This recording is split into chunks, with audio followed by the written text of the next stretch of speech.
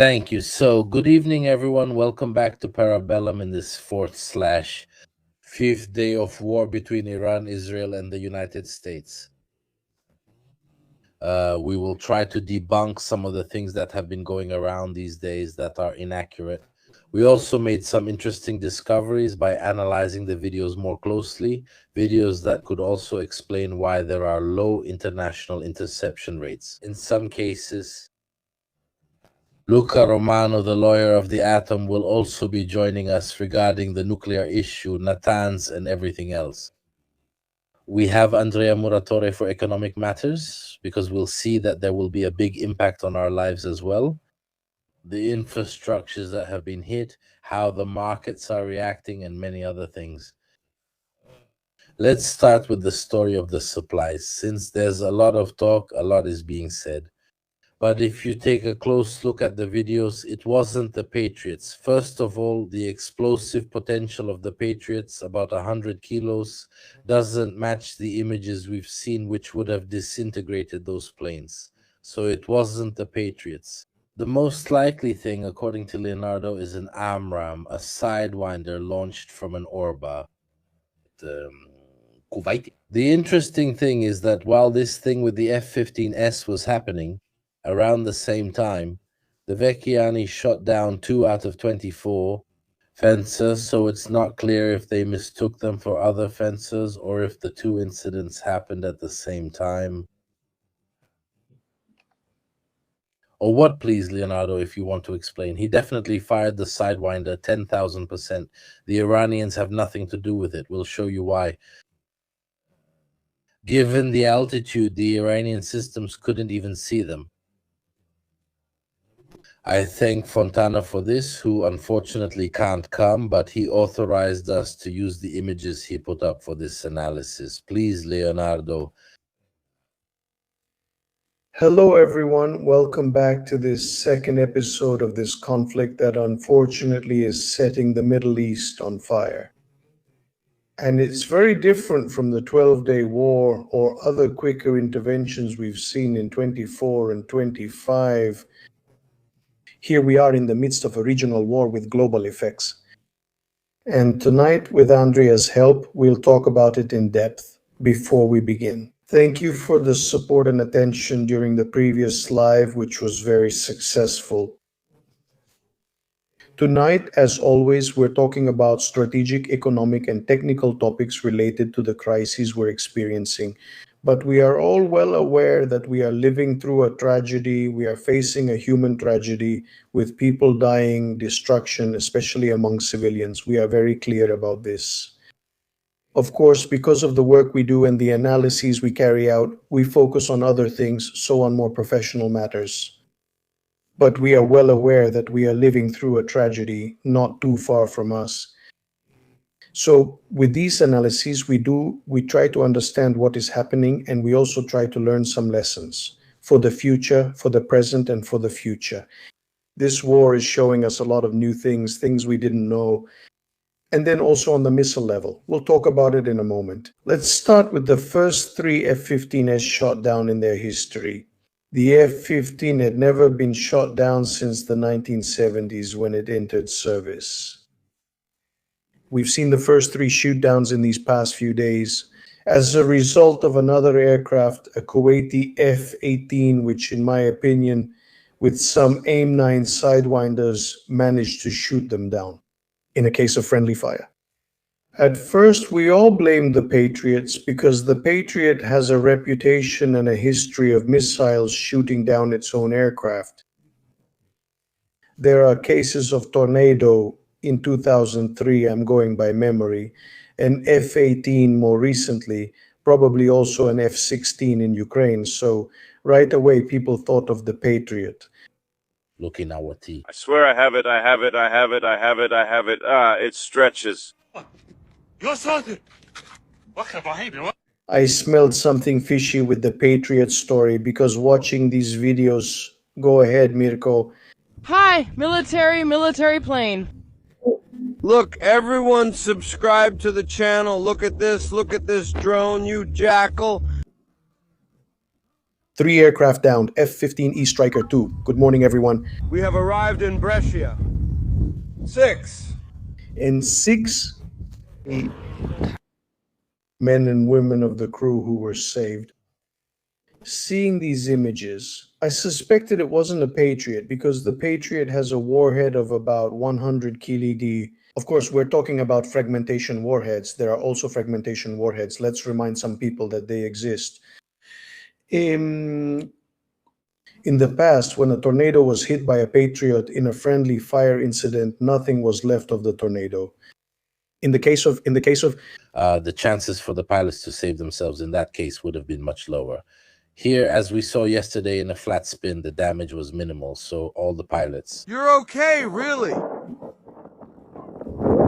Do you need anything to help you? an opportunity. You have to go. No problem. You are safe. You are safe. You are safe. Everything is fine. There's no problem. Thank you for the help. Everything is fine.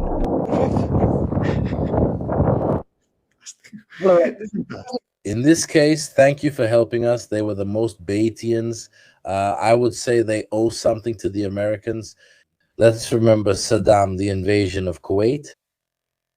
She was lucky, the other one a bit less. They mistook him for an Iranian. Let's say the welcome was a bit less warm. No. Back up, back. Back up, back.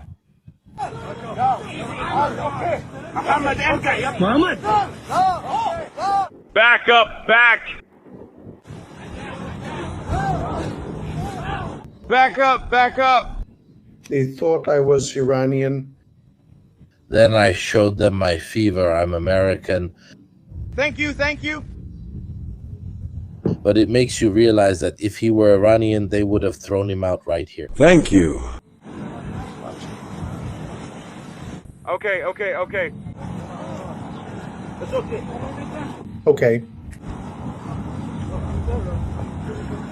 It was a bit shitty.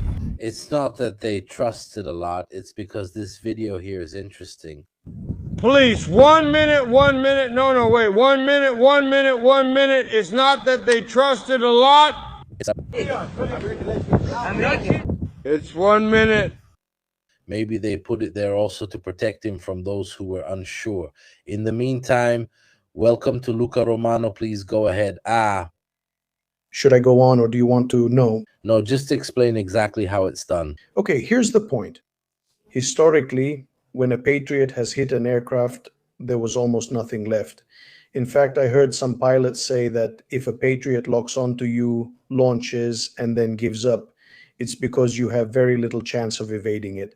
And if it gets you, it doesn't just damage you. That's because it has a warhead of almost 100 kg, a Sidewinder is around 10 kg, and AMRAAM is around 20 kg, so the damage is different. Then the F-15 is a big plane. It's not a little airplane. It's a nice big plane, and it even has some armor, the F-15E. In particular, these are F-15Es, Strike, Eagle and Sea.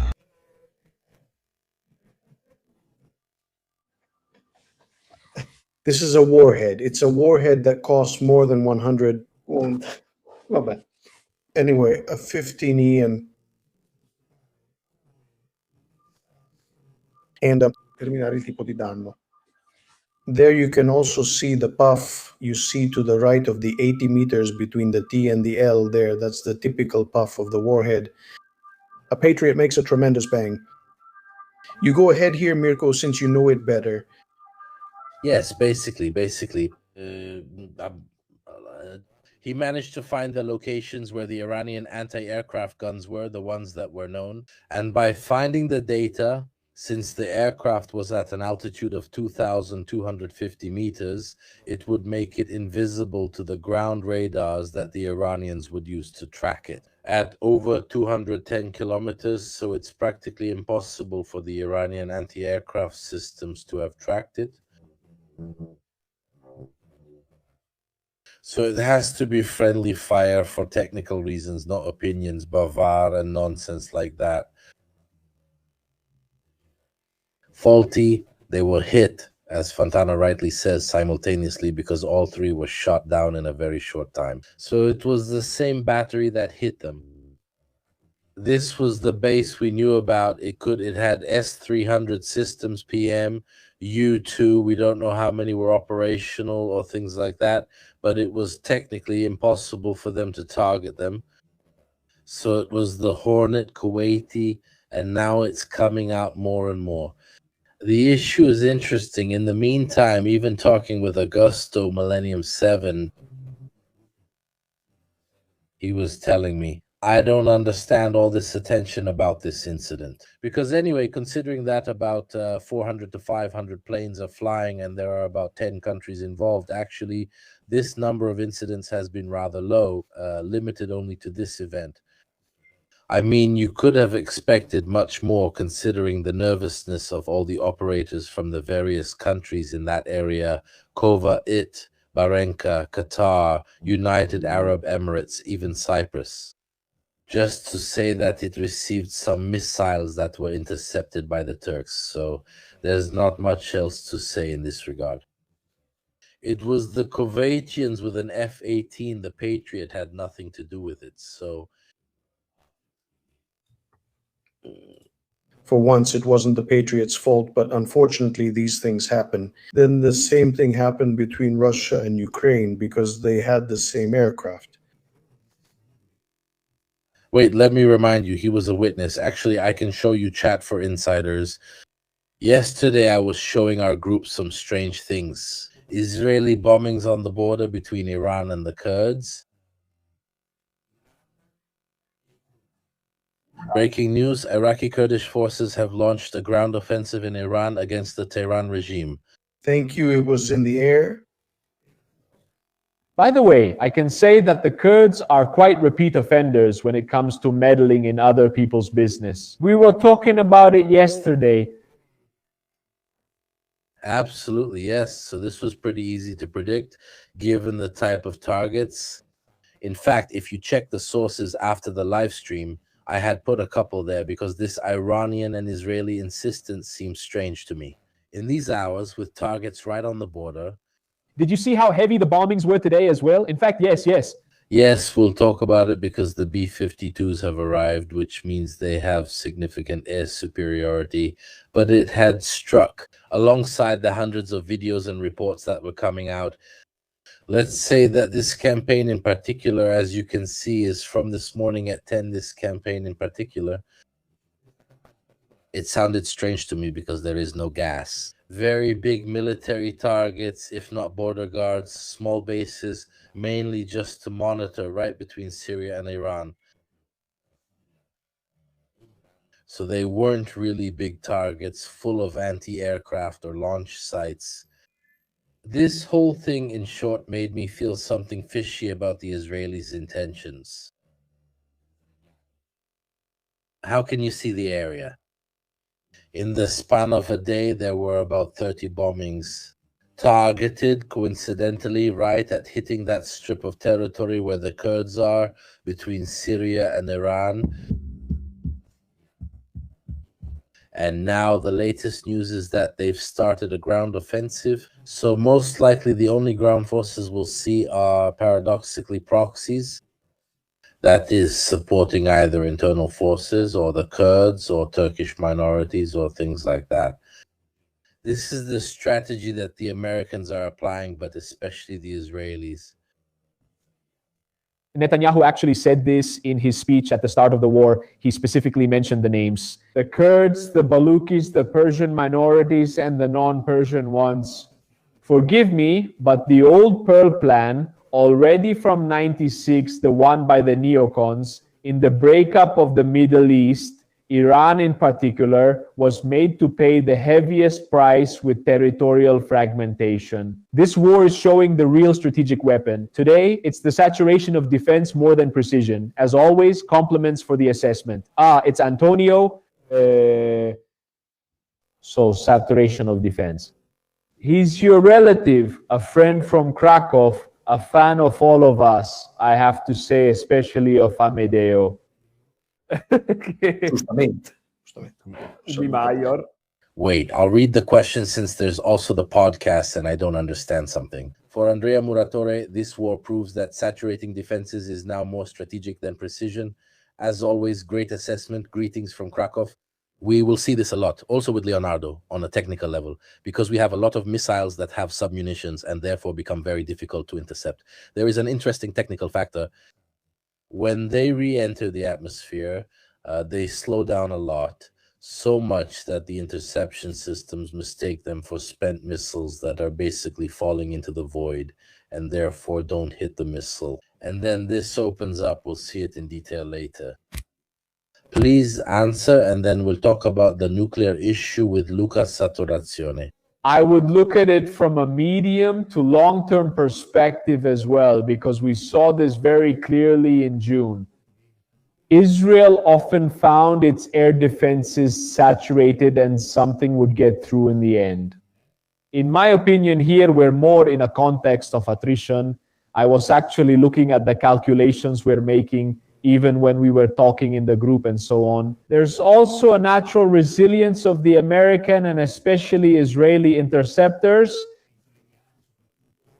And even looking at the Wall Street Journal report, the main issue will be to understand especially the attrition over the medium to long term. I still don't know how to interpret those who talk about weapons that the Iranians haven't brought out yet. It seems to me that in this perspective, perhaps the real point has been reached. Iran's ability to have launchers actually capable of carrying out a saturation operation in the short term or a war of attrition in the long term.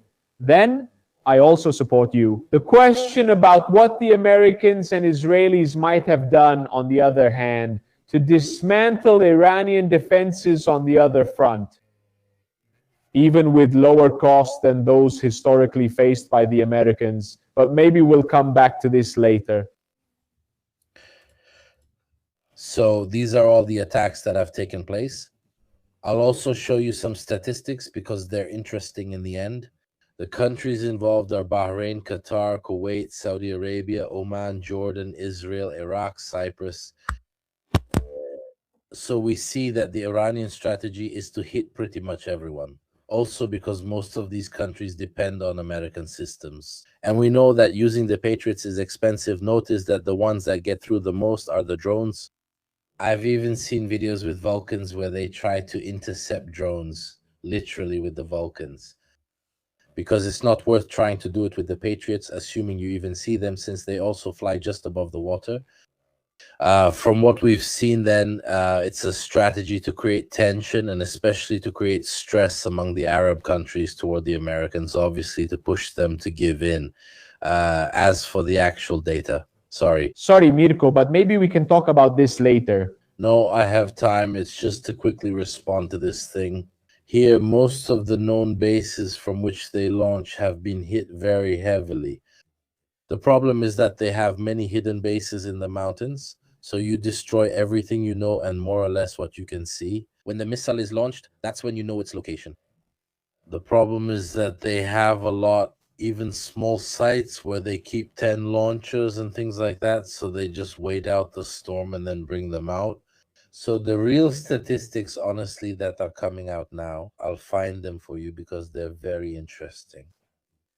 They show a sharp drop in the Iranian response, a really sharp one. In other words, in just 4 days, we went from 350 missiles on the first day to 175 to 120 and down to 50 on March 3rd.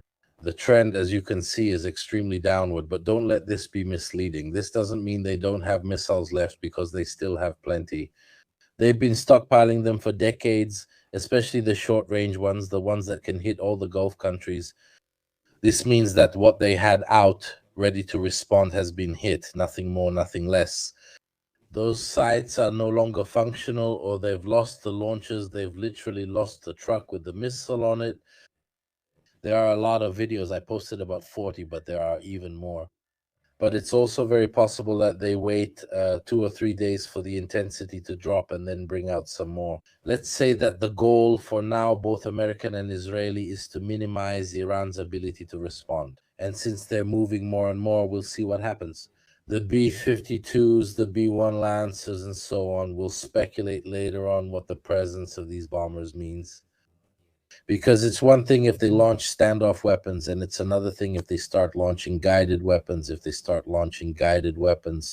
And we can't determine that just from some videos, I'll show them to you, of explosions in Tehran. It means they have total air dominance to operate. In this case, though, before we get into these issues, don't worry, we'll cover them all, even if we have to stay here for 2.5 hours. It's an issue that concerns many people. Many ask me, is this World War III? What about nuclear weapons? Things like that. And so we've called Luca Romano, who's here to reassure us, right, Luca? Thank you.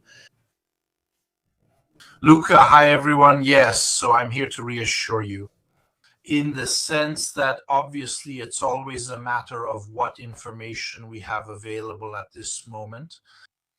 The first piece of information is that from June to July of last year, when there were American bombings, Iran did not, as far as we know, make significant progress in the development of any possible atomic weapons. Even then, I said, if you remember, because I had also been to Tamir on that occasion, I think, I said that what the Iranians were most likely aiming for was a kind of demonstrative device with the Gantai fuse based on enriched uranium, something to detonate in the desert to scare your neighbors. Because at the state of Iranian military research, there was no evidence of plutonium enrichment.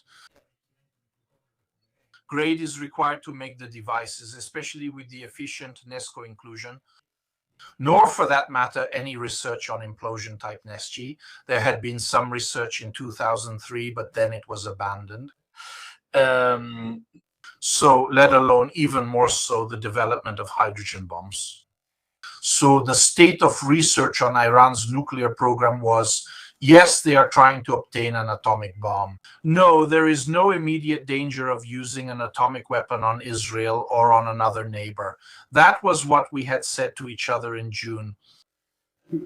If you really want something, we did a live stream. There are more than 100,000 views specifically on Iranian nuclear issues, all dedicated to that. For those who missed that episode and want to catch up on your assessment, even on the famous one, we destroyed the Iranian nuclear program, as Trump said. Apparently not, since they had to bomb again. Natanz. Yeah, well, Trump's statements aren't really reliable. Actually, in my opinion, the work they've done now hasn't really changed anything from what they did back then. Back then, they bombed Natanz, Isfahan, and Fordo, and now they've bombed Natanz and Isfahan again. Where there are enrichment centrifuges, we don't know for sure. At the moment, it seems not, but we don't have anyone on site to check with a Geiger counter, so we don't know if there was any uranium in the centrifuges, if there ever was. In any case, it's not a particularly significant radiological issue. The IAEA said they haven't detected an increase in radioactivity to concerning levels. Anyway, so what is the issue? Iran didn't have the atomic bomb now, and it wasn't any closer to having the atomic bomb now than it was in June of last year. So let's say that the excuse Trump came up with to justify this attack doesn't really hold up. In my opinion, it only holds up to a certain point, in the sense that you could say that what they had was still too much, but they weren't, let's say, close to getting the weapon. As for the issue of the sites, well, there are those famous 400 tons of uranium enriched to 60%, and nobody knows where they are. They definitely weren't in Natanz or Fordo or Isfahan. They've been moved. Also because, 400 kilos, I might have said 400 tons, but it's 400 kilos. 400 kilos is a cube about this big, okay? I mean, a cubic meter of uranium weighs 16 tons. So, I mean, 400 kilos, that's not much. Okay. So they could be just about anywhere. In fact, the point isn't where they are here in that uranium, but where the facilities are that can convert that uranium into hexafluoride. Enriched to 90%, reconverted into metallic uranium, and used to assemble the Nordino core. To date, Iran's known enrichment facilities have been bombed, destroyed, or otherwise compromised again. We don't have an extremely precise estimate of the damage because these are centrifuges that are 60, 77 yards underground. You drop a bomb on top, the ground gives way, it collapses on them, but you don't have a man on site able to make an assessment. And the satellite gives you, let's say, only up to a certain point the information you need because it doesn't look underground. Anyway, the fact remains that there's no problem. Iran had offered the United States to downblend that uranium, meaning we take the enriched uranium and dilute it with depleted uranium until we get a concentration of 3 to 6%. So that's for civilian use. Iran has an operational nuclear reactor at the Bushehr plant. So Iran had made this offer, but apparently it was not considered acceptable. The request was to completely dismantle the enrichment program. Iran hadn't said we want to achieve enrichment, but promised to use it. Not to go above 3, this famous 3-6%. In short, obviously they didn't agree on this point, so there's no, at the moment, Iran does not have, let's say, is not close to having any nuclear weapons, and in any case, no nuclear weapon that could actually be used against its enemies. I mean, no nuclear weapon capable of becoming the payload of a hypersonic missile that it can launch with a certain degree of precision, with some ability to evade enemy defenses. So there is no risk of a nuclear escalation of the war. In the same way, there is no high radiological risk. Uranium, as I always say, is a very weakly radioactive element, the uranium used in nuclear power plants. It is practically handled with bare hands. I mean, they just put on plastic gloves so they don't leave the grease from their hands on the fuel, but otherwise they handle it with bare hands because it is really very, very weak. Radioactivity, it is mostly alpha radioactivity, so it has very little penetrating power. And the half-life of uranium is 200 million years for isotope 235 and 4.5 billion years for isotope 238. That is, with such a long half-life, the specific activity, meaning how many decays occur per second, is extremely low, as you can imagine. So do I have it? Besides uranium anyway, I have my glasses, ice cream cups made with uranium glass, a birthday present. So I live with it at home precisely because there's nothing to worry about. Just in case I ever need it one day, maybe it does something, maybe it does nothing, dissolving in tea. Now Carmen's son is I have to make a phone call. Anyway, it would be natural uranium, so it wouldn't have any, and we're talking about just a few grams anyway. No, jokes aside, the fact that uranium is so weakly radioactive means that even if the centrifuges were bombed while uranium was present on site, the radiological damage would remain minimal. Because uranium is a heavy metal, so it doesn't travel, let's say, over long distances, it falls to the ground in the immediate vicinity of the impact point. And because its contaminating power is very low. That is, to have radiation damage from uranium, you would have to ingest several grams of it, so let's say it's very unlikely. Paradoxically, the most serious damage, the most dangerous contamination is not radiological but chemical. Because the gas that is used, the compound that is used to enrich uranium, is uranium hexafluoride because it's a gas and therefore in gaseous form. You place it in the centrifuges, spin them, and the isotopes gradually separate. Uranium hexafluoride, well, if the fluorine is released, fluorine is actually an extremely toxic element. So paradoxically, if an enrichment facility with uranium hexafluoride on site is hit, the chemical contamination from fluorine could pose more health risks to the local population than the contamination. How volatile is it, and usually in what kind of containers is it kept under pressure? Well, uranium hexafluoride sublimates at 60 degrees, so that means it's volatile as long as the temperature is above 60 degrees. It moves around, but when, let's say, since it's a gas, it gets sent around, it disperses, it expands and cools down, and when it drops below 60, it resublimates, so it becomes particulate and settles. So the problem is... Even if it did come out, yes. No. The problem, in that case, I repeat, is that uranium still tends to form other bonds that are more favorable than the one with fluorine. For example, it oxidizes when it comes into contact with atmospheric oxygen. You have an exothermic reaction where uranium bonds with oxygen and the fluorine is released. And so with fluorine, uranium can form triranium octoxide or uranium dioxide. 1 or 2 or 3 or 8, and it falls back down, I repeat, as particulate matter. But that's not really the problem because it's not particularly toxic, and the radioactivity, as we said, doesn't pose any problems. Unless the concentrations are very high, instead fluorine forms extremely toxic compounds. Okay, so I'd say there's not a huge danger also because the base was underground. So if something happened, it happened there. Yes, in fact, the IAEA has absolutely stated that they have not found any radiological risks. They have not found any increases in radioactivity. They always say be extremely careful. You absolutely shouldn't bomb nuclear sites, but then they're the first to say that nothing happened anyway. Between the period of the last bombing and this, Rafael Grossi and his team managed to carry out inspections to learn whether the program has been slowed down. Well, that it has been slowed down, that was pretty obvious in the sense that they did destroy some of the centrifuges. But no, there haven't been any public IAEA inspections in Iran. I follow the profiles, both the social ones and the official press releases, the press office of the International Atomic Energy Agency, and I haven't seen any news about official inspections, so usually they announce it when they go to do an inspection.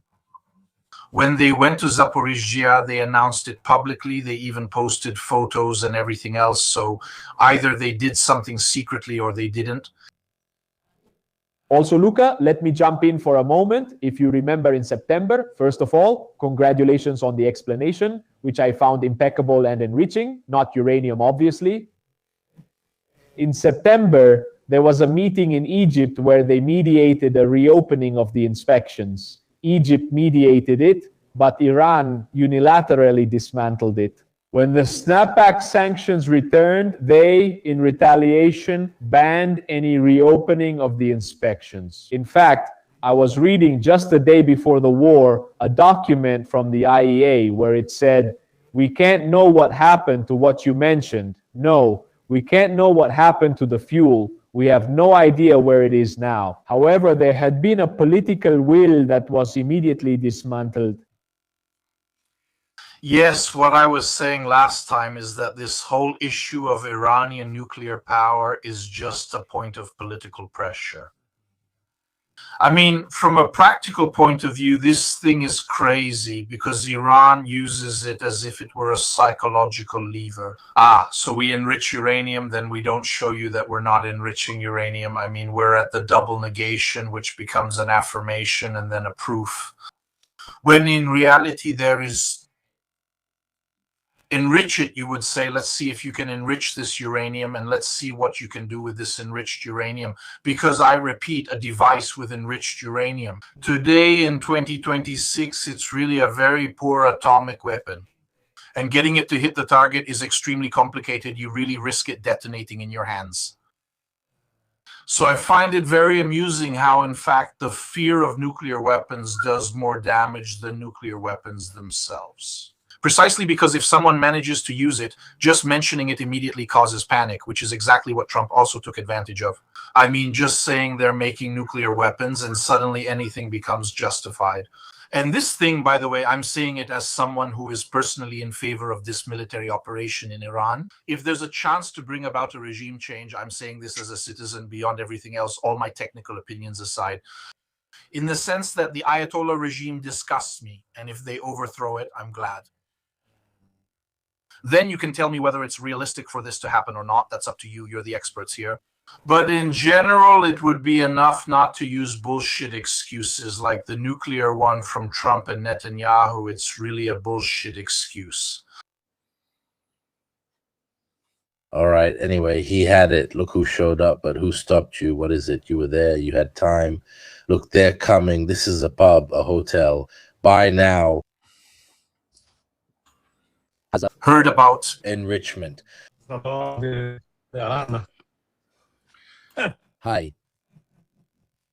I didn't hear anything. Like we can't hear you well. The star with a stem mark. He's got the connections. This stem? Yeah, a lot actually. Yeah. Unfortunately, organ series. Let me get on the Wi-Fi here. Let's see. You should try with the Hamas tunnels. Apparently, the connection there always works perfectly. Also turn on the video if you can't, as long as we can hear you clearly. So I wanted to talk a little bit. Okay. I'm still talking. No, now it's better from the naval issue because a lot of things are really coming out. And beyond the American deployment, probably the Iranian Navy was wiped out in the first 48 hours. Then now, slowly, things are coming out. It's worth noting that there are also Chinese ships in the area and a couple of Russian ships. But the most interesting part is that I've given you the whole list of what has been sunk, because we're now at 18 ships, at least confirmed from what we know. And now I'll show you some things. Of the 3 Kilo class submarines that the Iranians had, 2 were in dry dock, out of the water, not operational. One was operational, but it was hit. The Americans haven't released any video yet, but they say they've hit the Fateh, which was the most, let's say, modern one. About the others, little is known about the Gadir class, but they are all involved in the attacks, especially from the Konarak base. We know they've destroyed a lot of light vessels, the boats, the patrol ones, and so on, but especially a lot of Alban class frigates. In addition, of course, to all the support structures, the Jamaran has definitely sunk. These are satellite images. These other 2, the Bayandor and the Nagdi, and other unidentified ships, possibly Delvar class and other support ships at the Bandar Abbas base.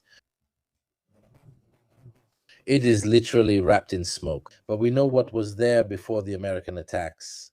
There were Gadir class submarines, as you can see, paired up. I don't know if there were 3 or 4 altogether. There was the modernized Kilo, the others were dry docked. There were other Gadir class submarines all on these piers, and there was a whole series of frigates, Muj class. As you can see, everything is practically covered in smoke, so we know that a lot has been.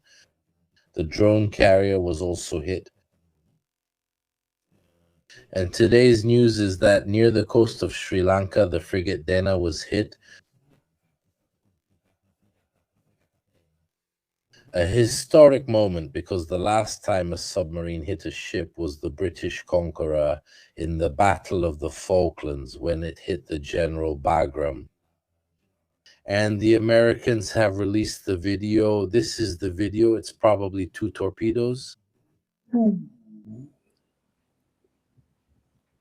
What was it doing there? It was there for exercises. I don't remember with which country, etc.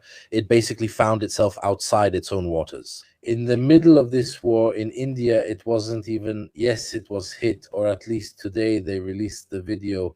Even the Shahid Sayyad, which was the most modern frigate, which they also had from a stylistic point of view, and they declassified this video as well. In essence, what remains of the Iranian Navy after everything that can be seen? No big ships, maybe a few small submarines, really, from influential classes. So most likely, apart from these last 2 ships that were taken out probably yesterday, and we received the videos, today most of the Iranian Navy has been taken out, probably in the early hours. I don't think there's much left. You will find a huge list with all the satellite images, even of individual ships, in more detail, but the surface fleet essentially no longer exists. The Shahid Sayyad, this modern corvette, was hit. The Iris Makran, the drone carrier, was hit. Then there was the one converted from a tanker, literally.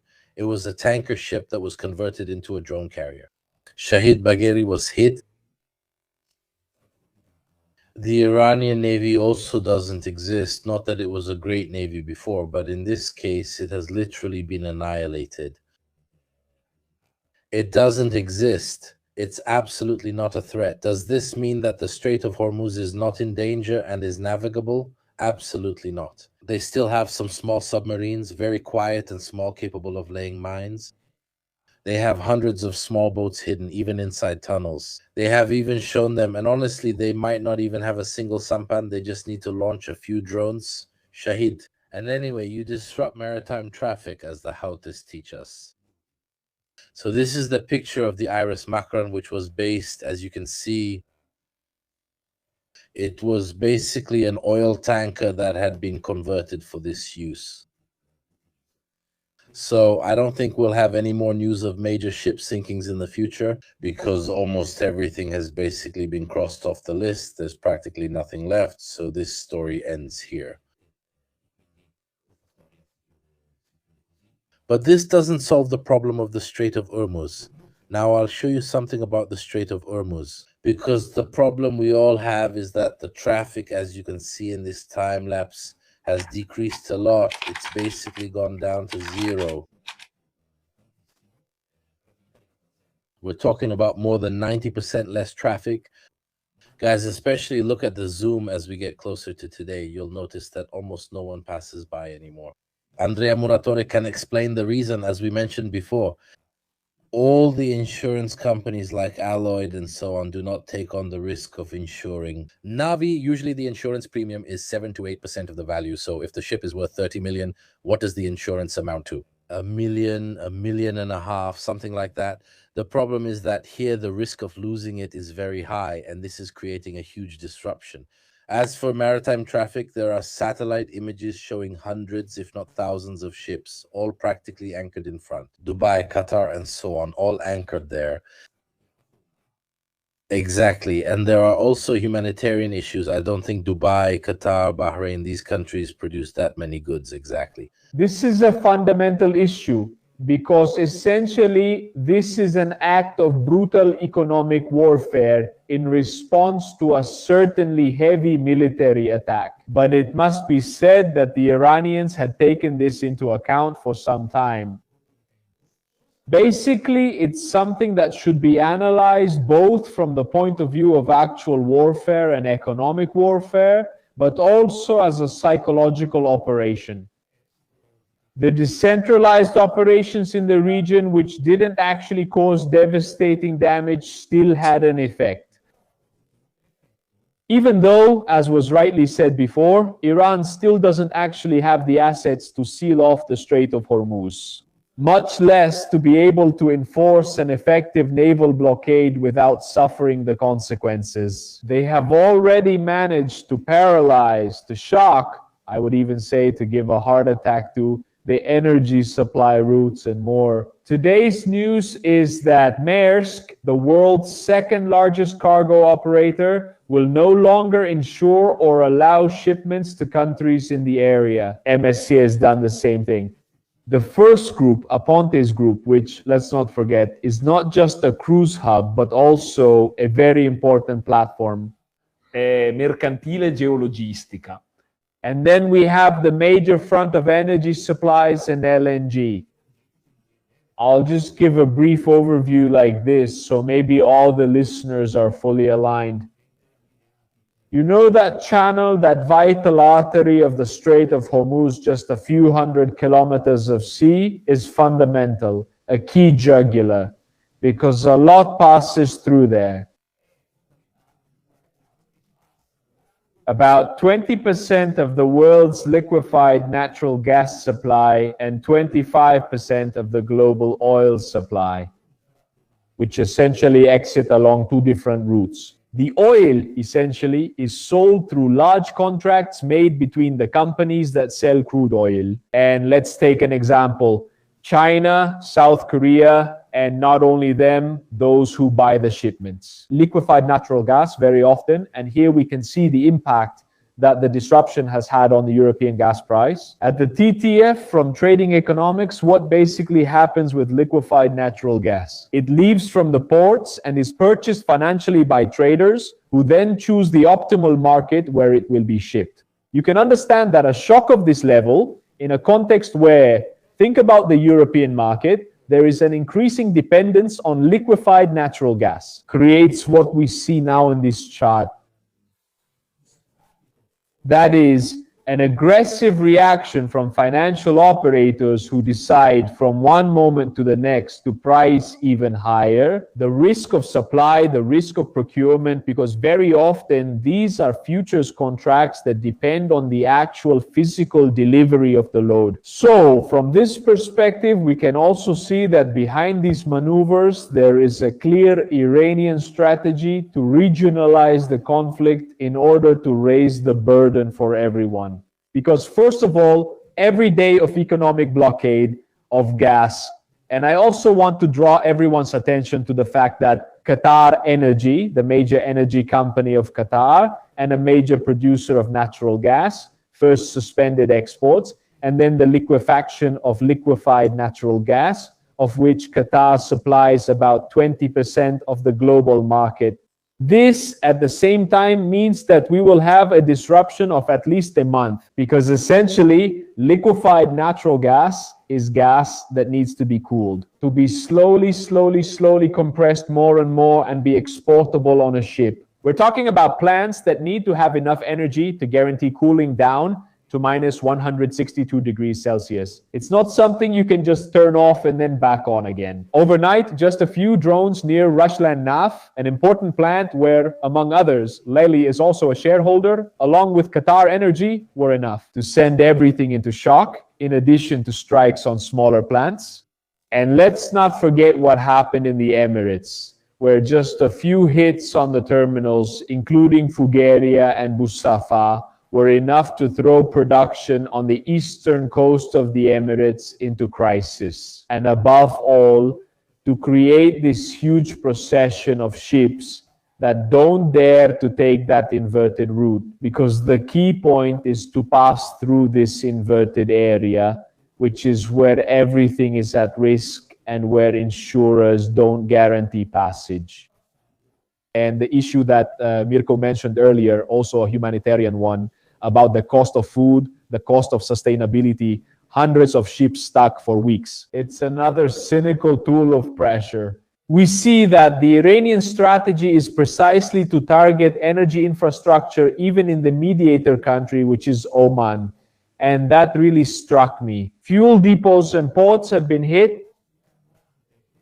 Salalah and AQM, which are fundamental from this perspective, you can see AQM down there, are essential for the entire oil and gas logistics chain. So, in my opinion, this is an act of economic warfare, carefully planned, and I think in the future we will have to see if this conflict will expand. The Houthi could also participate as diligent assistants, since today there is a major silent player in this war, which are the Yemeni insurgents, right? Yemen, we've talked about it several times, even among analysts and scholars, has been turned upside down by the Saudi-Emirati feud. What would happen if a Houthi insurgency joined forces against naval traffic, attacks on energy supply chains, and attacks on refineries? It could be something very unpleasant, I repeat, especially for us Europeans. Because regardless of the judgment also on the parties involved in this conflict, it should be emphasized that those who are taking economic, industrial, and potential hits are mainly the European continent, which depends on supplies that are now much more critical, and also put at risk in what are its vital naval and commercial lines of communication. Sorry if I went on too long. Since we're discussing the problem, I'll show you a few things. They found, above all, even an old Inform Napalm article, Russian planes that went to Iran. Do you remember that a couple of planes had passed through? We didn't know exactly with what. Did it ever come out what it was? Some of the drones that have been found in various countries like Iraq, COVID, and so on, they're Jiran 2. And this means that the Russians are going back to favoring the famous Shahed drones. They're sending them in their Jiran 2 version. This means that it's kind of symbolic, because I don't think the Iranians are lacking in drones. But the problem is that you can launch a drone easily. Those pickup trucks we've seen with 10 drones on top, you pull them out of a tunnel launch them, go back in. You can't stop this. You just can't stop it. Then they have that whole mountain range between Iraq and Iran, which is basically a natural ramp. To do this kind of thing with hidden bases, it doesn't have to be a huge base. These are big, literally 20 meters. You keep 2 small trucks inside, they come out, launch, and go back in. It's also difficult to go and destroy all these targets. The Zagros Mountains. Let's also talk about how big the activity is. There is some data that was given to me. I can't show it because it's private data, but I assure you it's good. The Israeli forces carried out 1,600 sorties, which is quite a lot, and the Americans 1,700, with the Israelis hitting over 4,000 targets and the Americans over 2,000.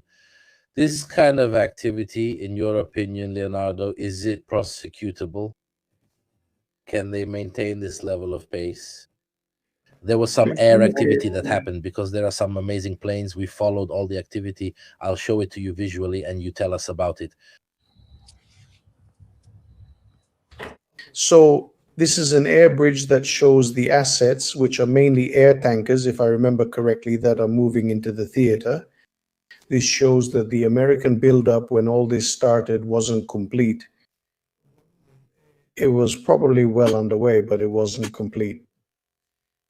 Then, regarding the sustainability of this pace, the Israeli Air Force, if I remember correctly, used about 200 planes out of a total of about 300, I'm going by memory, 250, 300 aircraft.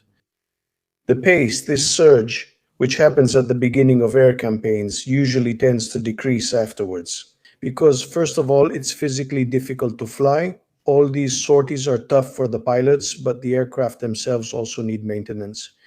That is, you reach a point where you can keep up this pace for a few days, even in terms of maintenance, but then you have to stop for a moment to do routine maintenance. It's nothing unusual. You have to let the crews rest. So it's sustainable, yes, but only for a limited number of days. United States.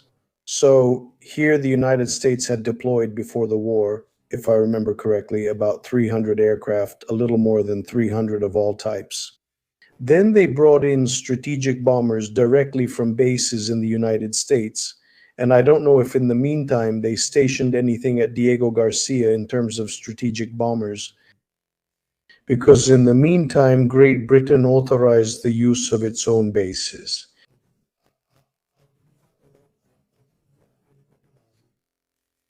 And it's a good thing we did the live stream about the B-52 and also about the B-1 because both were used.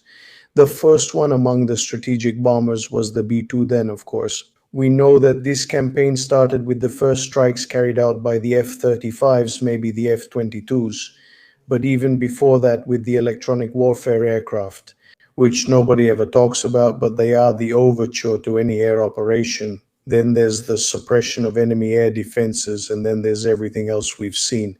The B-52s and B-1S have gone into action.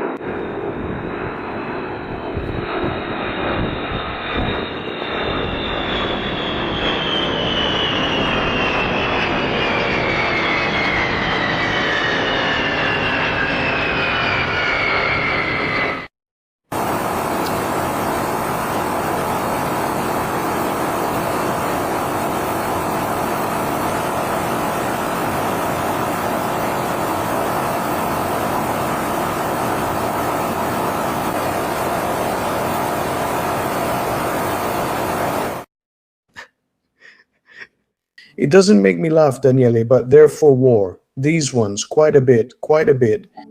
See what's under there then, so we can get into the topic as well, which I know interests you a lot. This is attributed to them, since someone was also explaining the difference between standoff weapons, meaning what that is, so we can get into that topic. There, during the night, they admitted to having used the bikes, so we're talking about the night between yesterday and today. And these seem to be attributed to the B-52s. Thank you.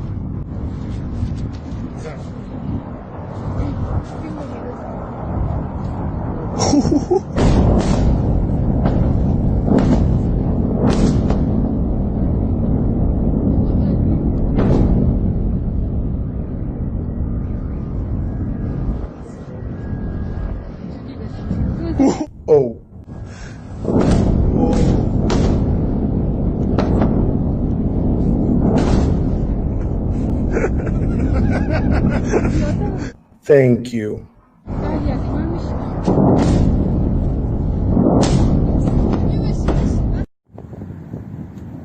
Te comento.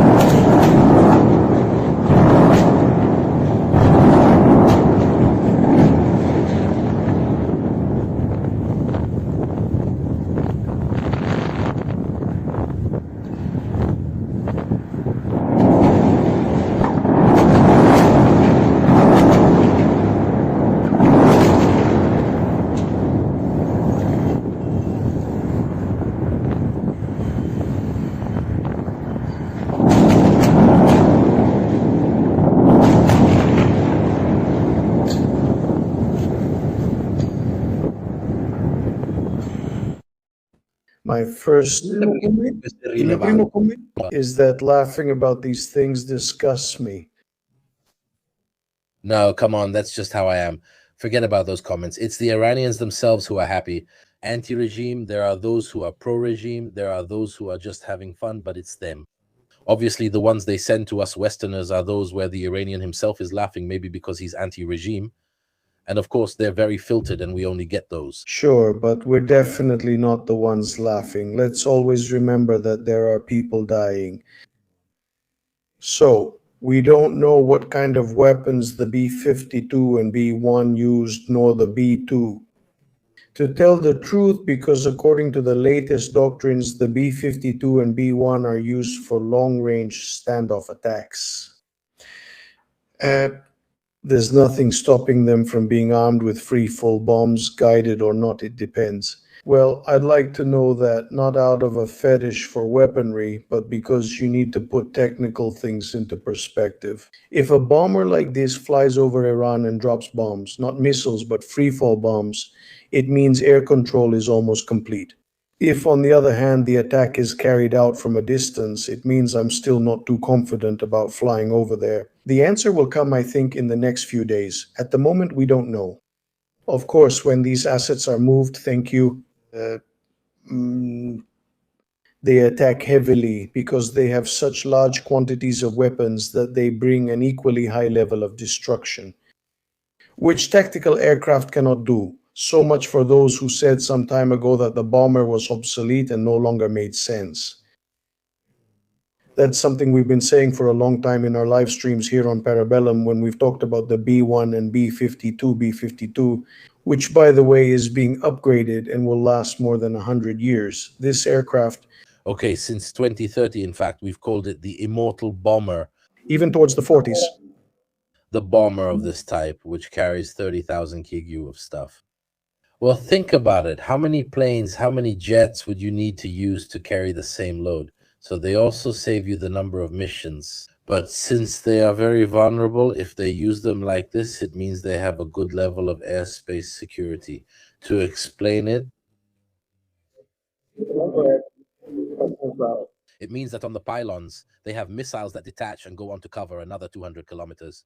If instead they are weapons, even laser guided ones like the Jada, these kinds of things, it means that they still drop them from 60, 50, 40 kilometers, so they are much closer to the target. So we don't know if they're still using guided bombs, free fall bombs, or standoff weapons. A bit like the Russians do with launchers like the Kinzhal, just to give you an idea, which can still keep you 200, 300 kilometers away. It's still interesting to see that it's been a really long time since we've seen the B-52 Stratofortress being used. And that huge air bridge we were following, inside there were the B-52s, and there were also all the related tankers. Because these obviously need to be refueled in flight, and from a logistical point of view, it's an effort. It's no joke. yeah, then I don't know where they're based, if they're shuttling from long distances or from Diego Garcia. Here, this gentleman here, he entered service in the early 50s, and with the J version, he should make it to 2050, so it becomes the century bomber. And what else? Was there anything else? Missouri, please. They were saying Missouri from what I was saying. Yes, with the Diego Garcia thing, which has been reopened. And also an English base in England that can host them, I wouldn't want them to have brought them closer. At this point, though, I don't know. If I'm not mistaken, Leonardo, it's Fairford. The base is Fairford. It's Fairford. Yes, it's Fairford. Why at this point? Yes, to fly these bombers, you need particularly long runways. It's not easy. Of course, the closer they are, the better, because it's also a matter of economics and generating sorties. What was the other issue? No, nothing. We've already gone over this one. There is a very important issue that concerns the trade-off itself, which would be the exchange between the Iranian strategy and so on. The Iranians are aiming to saturate the air defenses of various countries, which don't have many. The ones they do have are, let's say, good but not great, against low-cost targets like the Shahed drones. And so, on the other hand, Israel and the United States are trying to destroy as many launch sites as possible, as many launch assets as possible. There's a tough, in my opinion, it's very interesting because obviously it's a race against time, knowing that they can't afford to put boots on the ground. I can also keep my assets hidden, wait for the storm to pass, then come back and cause trouble. It doesn't really take much. Just 2 drones in Dubai are enough, and all the various TikTokers, Fufagur, these kinds of things, who are already all on high alert, which still bring in money in a place where a lot of money is brought in. Well, suddenly they find themselves in a place where you can expect a drone every day. This creates damage that is inversely proportional to Iran's economic capabilities because, okay, Iran won't export its oil, which is still infinitesimal compared to what all these other countries export. So if they take 10 in damage, the others take 1,000. From a monetary point of view, from the perspective of economic security, from the perspective of gas and oil exports, of the entire banking system, and so on, the damage is also long-term. It's not like the bombs will stop coming tomorrow. Someone might unpredictably say, oh, great, I'm going to be an influencer in Dubai. The uncertainty will remain for a long time and will bring with it an entire economic cost. The interesting thing is, then it goes back to normal, and there's also short memory. After 6 months, they don't remember anything anymore. But it does have an impact, so the costs are stretched out. We've discovered some strange things that also explain why. We've seen strange videos where you see 10 Patriots trying to hit a missile and they can't do it. I'll show you some things. Feel free to comment on them, Leonardo. Submunitions. So, wait, there are some clearer videos of this. For a long time, I won't show anymore. So, at a certain point, we watched several videos and we noticed, well, those little dots, what could they be? Either fragments of a missile, because, sometimes when the warhead falls, it loses pieces, it happens. Or they could have been decoys, which was a bit surprising. We didn't know there were decoys on this type of missile, but we saw them in Russia. Then, as Millennium Science says in Augusto, these could be submunitions. I mean, here too, we didn't know anything about something like this. I mean, the public information released by the Iranians themselves about their weapon systems never mentioned anything like this. What it looks like is that from the main body of the missile, which is the one on top, they are dropped or separated. These small submunitions, which all go too straight, too much in the same direction, really seem to be released for a purpose. They're not decoys. Also, because the number is always the same, it's 20, 22, 25. I counted them. It's always that number, so it's not random.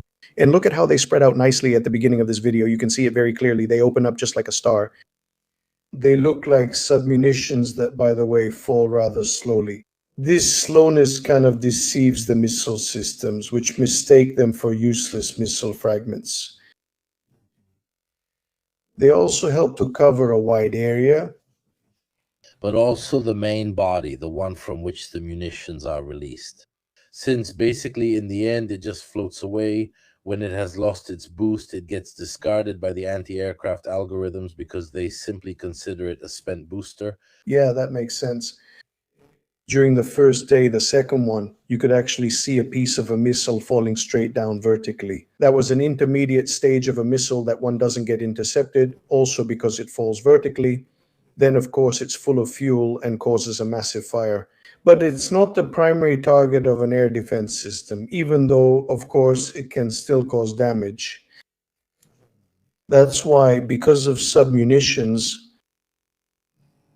let's imagine, because in this way they can spread destruction, even if just a little, over a wide area. Here the goal is not to hit a pinpoint target. It's not about hitting the battery, the building, or the refinery. It's about covering an area and spreading terror. Very well, submunitions, but actually very badly, submunitions are made for this purpose. That could be the point here. And it's not like the Oreshnik. The Oreshnik, the Russian Oreshnik, relies instead on the speed of descent on kinetic energy. In fact, the Oreshnik's projectiles fall very quickly.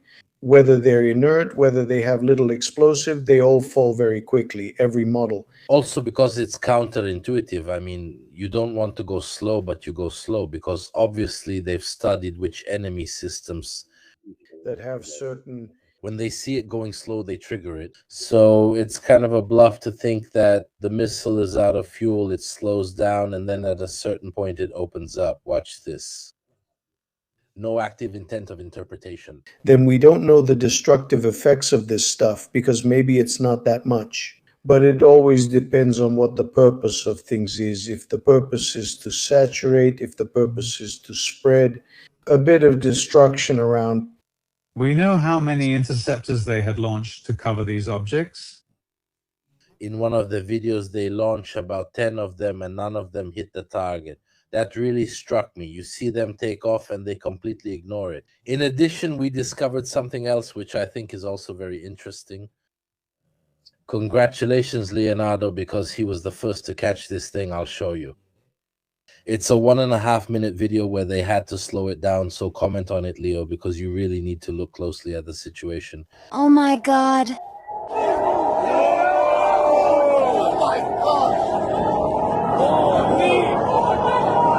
No, no, no, no, no. Oh God. These are interceptor missiles which go after the missiles you'll see at the top left. Oh shit. Here are the interceptor missiles. Keep your eyes on the top left. There you go. You need to respond to a corner at the top. Oh shit, this one really got hit badly. Look at that crowd. Look, crowd.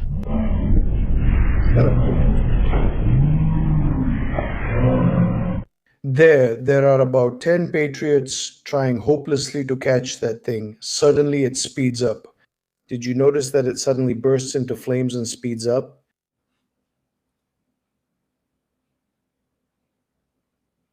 Here, you can see it clearly. Notice that at a certain point there's a burst of flame and it speeds up. There, now. All right, I noticed this thing and I didn't really understand what it was. Then, after thinking about it over and over, I thought my interpretation that it's probably a warhead separating from the previous stage with a propulsion system or something like that, and it accelerates very violently. Because to make interception even more difficult, the key to not being intercepted by missiles in general is to be unpredictable in your trajectory. But this has always been the case, to complicate the interceptor's calculations and to be fast. The faster you are, the harder it is for the interceptor to catch you. That's the reason. That's why, to this day, hypersonic missiles don't really have a completely effective countermeasure, except in very specific situations. So when that object, let's call it a warhead, separates from the reentry vehicle with acceleration, it becomes virtually impossible to intercept. Look at the top left. It takes off and proceeds in such a way and reaches the target. Probably by igniting a booster rocket or maybe even with a pyrotechnic system. I don't know, but the interesting thing is that this stuff doesn't show up. It's not known. Nothing was known about it. Just imagine the interceptor's calculation algorithm, which runs its dynamics to predict the impact point, and suddenly you change speed abruptly. The algorithm goes haywire. It's also true that Up to that point, 10 Patriots hadn't even gotten close to the object, even before it started its final burst of flame. Here we have 1, 2, 3 shots, I imagine, Patriots, and there are 3, 4, 5, 6, 7 with these ones on the right. 1, 2, 3, 4, 5, 6, 7, 8, 8. 9. 9. And there was no hope of catching the stone incident even before this stuff was launched. So my hypothesis, unconfirmed but still a hypothesis, is that this is the case. Then if someone has a better explanation, let me know, because this is not a half-successful interception. Something hit it and the object separated. And the interesting thing is that none of this was reported. There were the hypersonic missiles, the Fata-2, which is an HGV, a hypersonic glide vehicle. There was the Fata one, which has a warhead, a MAVI, a maneuverable warhead. But this thing, which in the terminal phase detaches and accelerates, I wasn't aware of. Correct me if I'm wrong. This is interesting. Plus, the story about the submunitions could explain that it's counterintuitive because you would want to have faster and faster missiles to evade them. Maybe they found a loophole in the middle. No, the algorithm of these systems. And Thierry thinks that thing floating at low speed, by now it's off. It no longer represents a danger. He ignores it, that thing keeps moving forward, and then suddenly it opens up and releases another one, just like before you saw the submunitions. This might explain why, despite all the Gulf countries plus the Americans, and now the French have joined in too, because they're also helping out with the defense. Anyway, they've suffered some damage, and that's something to keep in mind regarding their response capability, and that's also the reason why right now the American-Israeli strategy is very focused, not on hitting the arrow, but on hitting the archer. Thank you. Well done. And here there's a problem we've known about since 1991, hunting down the TELs, that is, the Transporter Erector Launcher vehicles. It's a very difficult game because they stay inside the cave, then come out. It's called missile erection. Sorry, that's how you say it. Missile erection. Sorry. And yes. But how do you always do them? Banged heads every time? It was black and so on. It's age, middle age, old age coming on. They throw them, then return to the hole. It's easy. That's it. So I expect a huge drop, probably almost none in the next few days. And then suddenly they'll start again. Except for the drones, those can probably keep being launched. So, as we can see, the issue isn't over. It's hard to deal with the UT who are firing drones at you, 6 months of bombings and so on. Imagine going up against an entire state which has been doing this for 30, 40 years, producing missiles. And by the way, someone might ask, how many missiles do they still have? Well, to hit Israel, they have far fewer. Those are more expensive, bigger, harder to hide in order to strike. Instead, in the Gulf countries, they have them in industrial quantities because they require much less advanced technology, so they've produced these over the years. They can even use old stuff from 20 years ago. We're talking about just a few hundred kilometers, as you can see. I mean, within a 300-kilometer range, they've launched a mass of missiles. Yes. If I may. I have a question. Do you know anything about this? I've seen a lot of videos where American and Israeli raids hit targets marked on the ground. Have you seen those going around? Yes. Drone F-14s have been impacted. Hit an F-14, yes. I saw... No, Milmi 17 hint. Just the other day... They are obviously F-14S and Phantoms. No. I told myself they were F-14SE. But the last one that came out was actually the fake target. Why? Because it's drawn. And if a helicopter gets hit and the blades don't even move, there's something strange, right? So they fell for the F-14-1-2. Today's IL-14 is very clear. You can really see it stone by stone. It's drawn. You can clearly see the asphalt is shattered into pieces, but the shape remains. But it's from this one, not from the previous conflict. That's how they reported it, since it wasn't verified while he was on the move. In the previous conflict, they showed stuff like this. From this conflict, I saw some Sukhoi, some Fita, some Sukhoi Mi helicopter. Mi helicopter. It's drawn, clearly drawn, because even the tail gets hit. the tail rotor. You're talking about this. This is old. It's from the other time. And maybe it's a Sukhoi. No, that's not this one. It's not this one. The one I saw is... Seeing these things gives me a pang in my chest. I can't watch. Calm down. Beautiful, beautiful. The last one I saw was Pensa. From the locks. Beautiful. It was a 2017 that was being hit. Here it is. This one here too, yes, in 2017. It's not like the balls don't even move. But they did a good job. They even painted the shadow of the balls on the ground. You know how weak the balls of a helicopter are? In my opinion, if they get hit by a missile, they don't even move. So there's also a bit of like steel in them. There are a few fast plays. Thanks to me. The thing to consider is that it's a bit broader. But anyway, let's finish this discussion here. But we've already had the technical discussion, meaning that the Navy is out, most of the launch sites are out, but that doesn't mean they don't have others or that they won't bring out more. The number of operations being carried out by the Israelis and Americans is extremely high. So either there will be more air traffic or a massive airlift. Sorry, there were some questions for Luca. Sorry. Sorry, let's address the questions. There's one for Luca. Poor guy, he's just standing there bored. There were some, I saw 3 questions for me. All right, answer if you remember them. Yes, I remember them. I finished them. One was about the risk of hitting nuclear power plants. I don't remember if it was in Israel.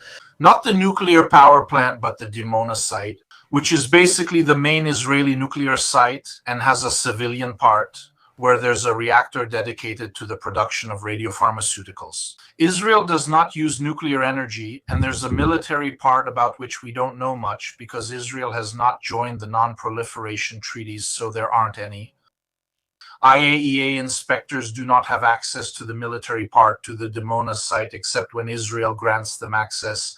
So with prior notice, meaning they are warned in advance, which is why Israel maintains what is called strategic ambiguity regarding its arsenal. In any case, it is believed that the Dimona facility has a reactor for the production of weapon-grade plutonium. Both the reactor for radiopharmaceuticals and the one for plutonium production. Weapon-grade reactors, however, are low burn-up reactors because they are designed to burn as little as possible, to fission as little as possible, and to produce as much plutonium as possible. The neutrons. The goal is to maximize the probability that the neutron transforms a uranium atom into a plutonium atom, thus minimizing the probability that the uranium undergoes fission. These reactors, since they are not made to produce energy and therefore don't need to generate a lot of thermal power, in fact, we really don't care at all about thermal power, they are very small reactors with a very small radiological inventory, so they are also easier, if you will, to protect, to put underground, to bury. And above all, even if they were hit, there isn't a huge amount of radiological material that would be released. And the Dimona site itself is not in the middle of Tel Aviv. It's quite isolated. If the Iranians really hit it and were able to strike it with a warhead, well, a missile powerful enough to cause major damage, well, they could definitely create local radiological damage, but nothing more than that. If the Israeli nuclear arsenal were stored at Dimona, because we know well that Israel has a nuclear arsenal, it's not like when you hit explosive depots and set off the explosives. Nuclear bombs don't detonate on impact, or in case of fire, or in case of... The trigger has to be activated in a very specific way, because today they all use an implosion trigger. And so a shell of explosives surrounds the core. It detonates exactly in that way with precision electronics that synchronize the explosion of the explosive lenses surrounding the core. Otherwise, the core doesn't go critical. So there's no chance that a possible Iranian bombing of the Dimona site could trigger something extremely dramatic from this point of view. It could, however, cause local radiological damage. For example, I see here the nuclear waste handling facility. If it hits the nuclear waste, it would spread a number of radioactive isotopes around the area, which would then require a very complex and expensive cleanup and decontamination effort, but you wouldn't cause this stuff remains confined within 10 kilometers of the facility. That was the first question. The second question was why. Iran said during the negotiation phase to Vitkov, I believe, we have uranium for 11 atomic bombs. The answer is because it's true, but it doesn't mean they have 11 atomic bombs. With 400 kilos of uranium enriched to 60%, you can obtain about 200 kilos of uranium enriched to 90%. The critical mass of uranium at 90% is 15 kilos. So more or less you have a supply, the equivalent of a dozen atomic bombs. Meanwhile, you need to handle that enrichment part. And then once you have the core, you have to assemble them and assemble the detonating device and load them onto a carrier capable of delivering them to the target with reasonable certainty. Because, you know, if you have 12 of them, you also have to use them wisely. It's not like the Russians or the Americans who have missiles that open up and drop 12 warheads, 12 hydrogen bombs, and just one of them hitting the ground gives you 200 megatons, 200 kilotons. Here we're talking about having 12 of them each with 5 kilotons, and they have to hit the target no matter what. So this is the second question. The third question was, what would happen if the Iranians managed to sink a nuclear-powered aircraft carrier? Almost nothing would happen. Obviously, it's a huge loss from an economic, military, and I imagine also political point of view, but not from a radiological point of view. Why? Well, first of all, because the reactor is in the belly, in the most protected part of the aircraft carrier, and it's a reactor that has a biological shield around it anyway. So you really have to pierce through the entire aircraft carrier to reach the reactor, and you also need to know exactly where it's located. But even if this happened when the aircraft carrier sinks, the reactor ends up underwater. Even if for some reason you had pierced the pressure vessel, the vessel itself.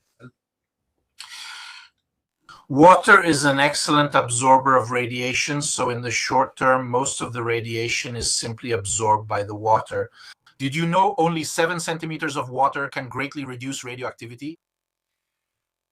In the long term, that's a different problem because those radionuclides start to move through the water and enter the food chains. Luca, it would sink. I mean, when it goes down, down, down, down. Even if there was an explosion, people think that if it explodes underwater, it causes a tsunami. But actually, if it's 1,000 meters underwater, the bubble just expands. There's no explosion. Wait, there's no explosion. I'm saying even if there was, since people imagine, no, come on. A reactor can't explode. A reactor can't explode. An explosion requires something called a tamper, which the reactor doesn't have.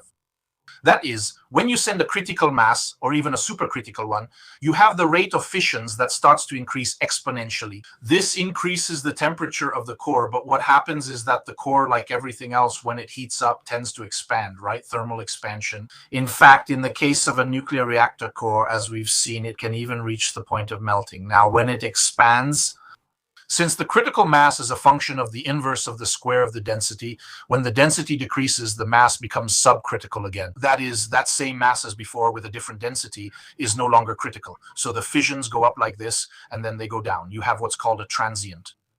How do you avoid this? In bombs, the core is surrounded by a rigid structure. But if you've seen the Oppenheimer movie, which recreates it very well, there's the core that's like this. And then there's a lot of stuff made of carbide of tungsten, which is exactly there to prevent the core from expanding. We're talking about a device that weighs, how much did the Itelboy weigh? A few tons, 2, 3 tons, 3 tons? I think 3.5, something like that. 3.5 tons, of which the core was 15 kilos and the rest was tungsten carbide that surrounded the core. Because you have to prevent the core from expanding, and tungsten carbide is one of the hardest ceramics we know, one of the most resistant we know. Because this thing has to stay compact under pressure until the rate of fissions has reached a point where when the tamper gives way, You've added a temperature of 10 million degrees, and at that point you have a ball of plasma, and it vaporizes basically, and you have the nuclear detonation. This can't happen in a reactor. There's no tamper. So what happens is that even if you remove the cooling, the fuel has a transient. It goes for a moment. Critical, super critical, because it's already critical when it operates. It goes super critical, it expands, and then it goes back to subcritical. All right, in the worst case, if the temperature rises a lot, you can melt it. You can melt the core, but a melted core or an intact core underwater makes no difference. So in the short term, nothing happens because the water absorbs the radiation. It obviously happens. A monstrous economic damage. I think it costs as much as a nuclear power plant. It costs 20 billion or something like that. Of 10, 12. 10, 12. So the economic damage. The first fort was about 13. The following ones, 9, 10. Yeah, so you have a huge economic loss, a huge reputational loss, media damage, image damage, whatever you want to call it. But radiologically, in the short term, isn't there a major damage? In the long term, as I was saying, radionuclides enter the food chains, meaning they first attach to plankton and then start moving up the food chain. So at that point, do you have a problem with the possible catch? You get the three-eyed fish from The Simpsons, right? No. Yeah, no, you don't have the three-eyed fish from The Simpsons, but you do have a potentially contaminated catch. Until you do another pretty expensive cleanup operation, meaning at that point you have to send someone underwater, seal that stuff off. You can't fish in that part of the strait for 6 months, and then maybe we can talk about it again. And anyway, hitting an aircraft carrier with the missile systems the Iranians have is everyone's pipe dream. Those bans they put in place for that area, it's almost impossible for them given their capabilities. Can I give a quick plug for a book? This is a novel, I believe, from the 90s. It's a novel. There's a Nimitz involved and a Kilo. It's a Kilo-class submarine. It's very entertaining. If you like the genre, read it. And if you have some extra money, read this one too. No, that one is better, much better, and it's not a novel. I don't know. Busi, if the cliche hasn't already been loved by the Chinese, how much does it affect the American strategy? Is it a fixable hiccup, or does it require a change in doctrine? ISR? And then there's this issue about whether the F-15 in Covete was possibly a Chinese interference regarding the IFF, which would be friendly or foe, meaning identification. IFF, yeah. Someone wrote, but excuse me, can I respond? There's a comment that says local radiological damage, but this person knows how radiation works. Yes, I run simulations on this exactly for my PhD. I've written papers on this stuff. You can find them if you want. So yes, I know how it works. Radiation, okay, is not the problem. The problem is the radionuclides. If there's something emitting radiation in the other room, I don't have a problem. I have a problem if there's something emitting radionuclides, because radionuclides travel here. I inhale them, I ingest them, and they emit radiation inside my body. Radionuclides are... Every element has isotopes that can be radioactive, and some of these travel farther, others travel closer. Some end up in the atmosphere and then rain down like oil 231. Others get into the food chains. Others end up in the soil. And you risk that they are then absorbed if plants are grown in that soil and then you eat them. So the problem is how radionuclides spread, not how radiation spreads. You can stop alpha radiation with a sheet of paper, and you can stop beta radiation with a sheet of aluminum foil. For gamma rays, you need a bit more thickness, like metal, lead, something like that. But still, it's not that they're impossible to stop. I mean, a concrete wall is more than enough. So the problem isn't the radiation, it's what emits the radiation. It's the radionuclides that spread around. Go ahead, Marco. I just wanted to make a point about what Luca was saying. It's really ignorant of me because obviously I don't have his expertise at all. But to explain it to whom? Why? Many think the term nuclear powered makes aircraft carriers seem more intimidating, but it's not only about the nuclear aspect. Just make something explode near it, and this by association.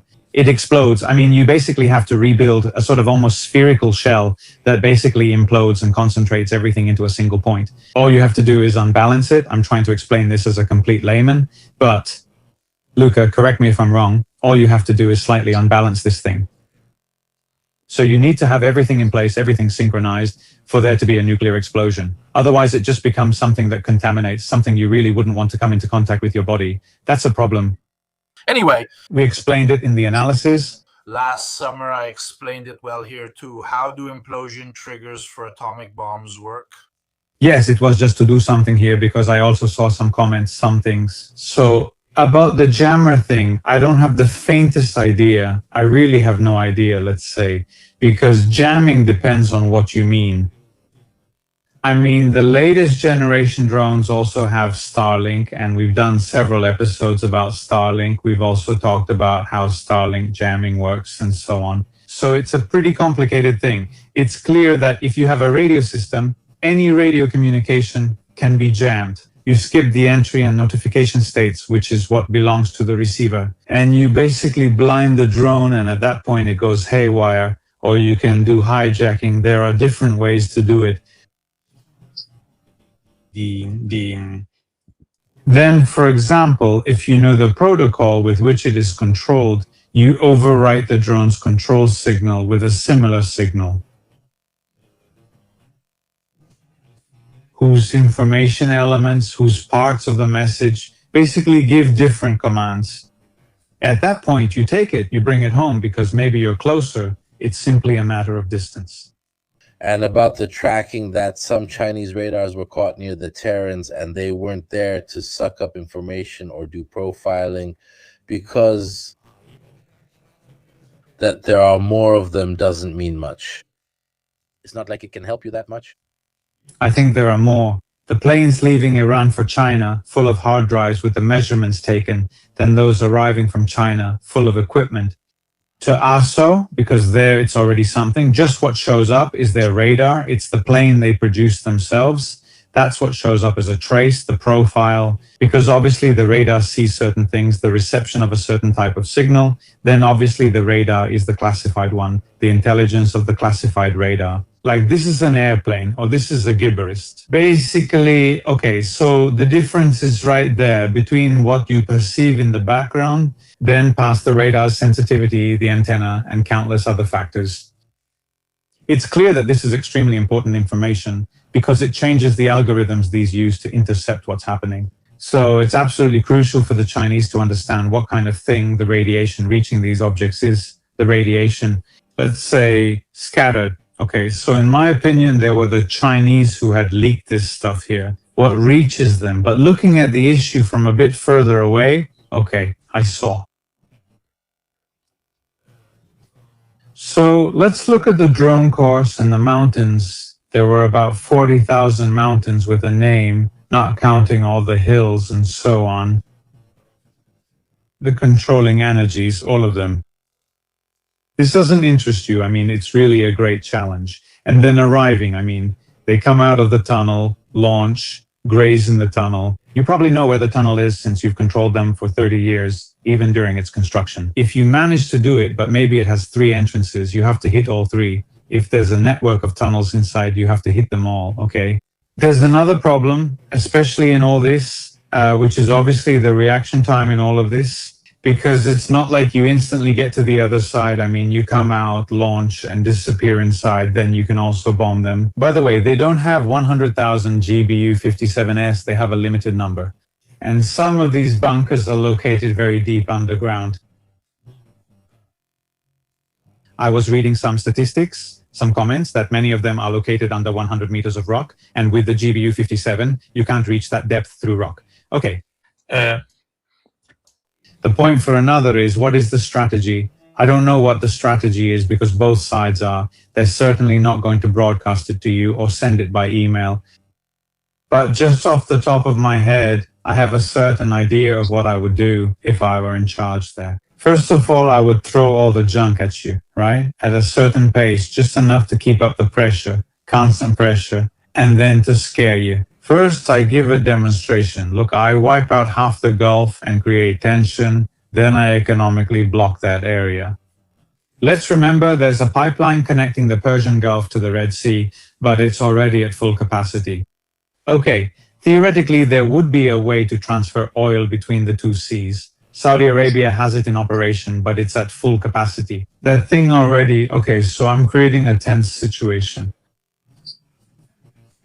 I mean, just imagine all the property developers with huge investments in the palm and so on, who until the day before had sold truckloads of apartments. Persian Gulf, we're near Iraq, but don't worry, nothing ever happened to upset anyone. Just imagine how many tens of billions are tied up in real estate under development over there. And in the meantime, with the little junk I have, I send you the oldest stuff. And every now and then I throw something in the mix to test what it can do. Because the video that Leonardo showed wasn't seen only by Leonardo, it was also seen in Iran. They tried to determine what was happening to the interceptors. Now let's do some simple math. I don't know how many TADs there are or what the Arrow missile stock is, but let's see. For example, let's do some calculations. There are 2 fleets there. Each fleet has a destroyer and 2 or 3 Arleigh Burke-class ships. That's about 400, 450 VLS, more or less. Okay, maybe not all of them are usable. Let's think conservatively. Let's pretend there are no Tomahawks, that they're all SM-2S, SM-3S, and so on and so on. You have 900 shots, but you need to see how many of those actually hit. How many do you need to use to hit these targets? Once those are finished, you have to send them either to Spain or somewhere else for reloading. Unless Leonardo contradicts me, unless he tells me otherwise. Remember, they might be reloadable at sea, though that's uncertain. However, it's clear that today a news story came out saying that Trump gave a speech behind the scenes, basically. He asked Detonator, Raytheon, and Lockheed Martin and told them, oh, I want thousands of these objects per year. The others told him, look, Congress has allocated funds for 87. Look, Congress has allocated funds. I saw it in passing. The previous production was also 500. This is the equipment they have behind them. They also have some ships, fuel support, and so on, but I don't know how many charges they can reload or their single launch capacity. No, I think they have 45 reloads, then they're just out. I'm just guessing. From the number of targets we've seen, videos, and so on, they've used at least half of what they had. So, reloading VLS at sea is one of the next frontiers, and work is being done on it. Now, if you give me 5 minutes, I'll find the information because I was really working on it. You're looking for the information. All right. As we were saying, just like Van Barbato with artificial intelligence, they'll have to give us all the money because we won't be working anymore, but instead they still need us. You're welcome. I sent you a link, I know, but that's the idea, and I'm sorry. Okay.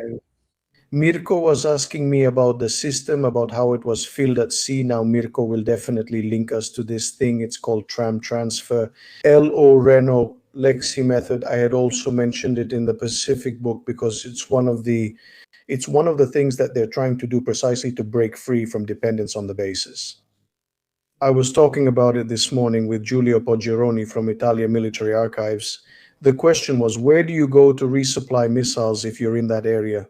He told me from memory Bahrain and I think in Qatar, 2 places that have been targeted a bit, which aren't exactly the safest. Also because reloading the VLS isn't like refueling, it takes hours. So you have to spend hours with a very strange part of your body. Yes, but also with a tight part of your body, because to attract, and it's not a nice thing, and also your nose.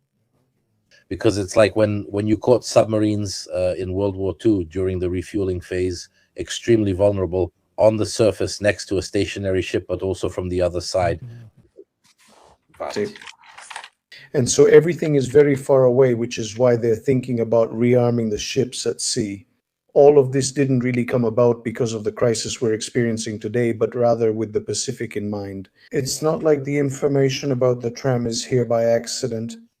It's because in the event of a conflict with China, extremely large amounts of weaponry would be involved. The aircraft, if they run out of fuel, then what do? Either you return to base, which could be very far away. Think about the Pacific. Loose is a VLS for the people because we found that everyone knows what a VLE is. Vertical launch system. It's that canister, it's that container from which the missile is launched. The missile is sealed inside, it opens up and launches from inside there. The vertical launches. All right, the launches. Vertical missiles, that's all. Never. Asked a question. I answered. Failed. A paper came out right in there. There was an issue that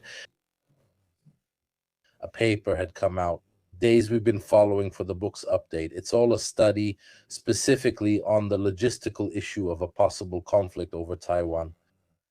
And it's quite a harsh paper because it says that a long-lasting conflict is not sustainable, especially if the technique the Chinese will use is that of the swarm. We'll talk about it in the next live stream. Let's say that with this topic, it won't be so dominant that it would overshadow a live stream where we're discussing other things. There's the issue that you all make me think about of how much all this is costing. This has a cost. Not the war, but the economic impact and all the consequences. Everything, exactly, but also industrially. Just think about all the American build-up plans in every theater at a cost I'd like to understand. What goal do they have in mind to make it justifiable? Even what was being discussed earlier leaves me perplexed. There were some trackers going around about the cost of the war, $2 billion already spent. Today, they were saying Israel costs us $3 billion a week, not to mention the economic multiplier and inflation and so on. All of this... Can I be blunt? This costs as much as a few million deleted Epstein files. Can I say that? In fact, some people say this is the Epstein Fury operation, not Epstein Fury. They're saying, there were some tweets saying that they're actually removing them quietly while everyone's attention is elsewhere. But, all right, I'm being mean. Come on, I didn't mean to be mean. No. Let's quote Andreotti. Thinking badly is a sin, but very often you get it right. All right. There's no volume now because they told me to turn it up. I turned it up, so it should be good. Sorry, speaking of money, do you want to know about money? A carrier strike group, that is an aircraft carrier battle group, costs $6.5 million a day. All right, just to say, speaking of money. This stuff for you, it's the TAD battery that was hit, which has been confirmed that it was hit anyway. The images are quite clear. You'll also find them in the sources. I'd like to know by what. I always have this thing, by what, but not because I have this fetish. It's because this helps us understand where the fault in the situation is.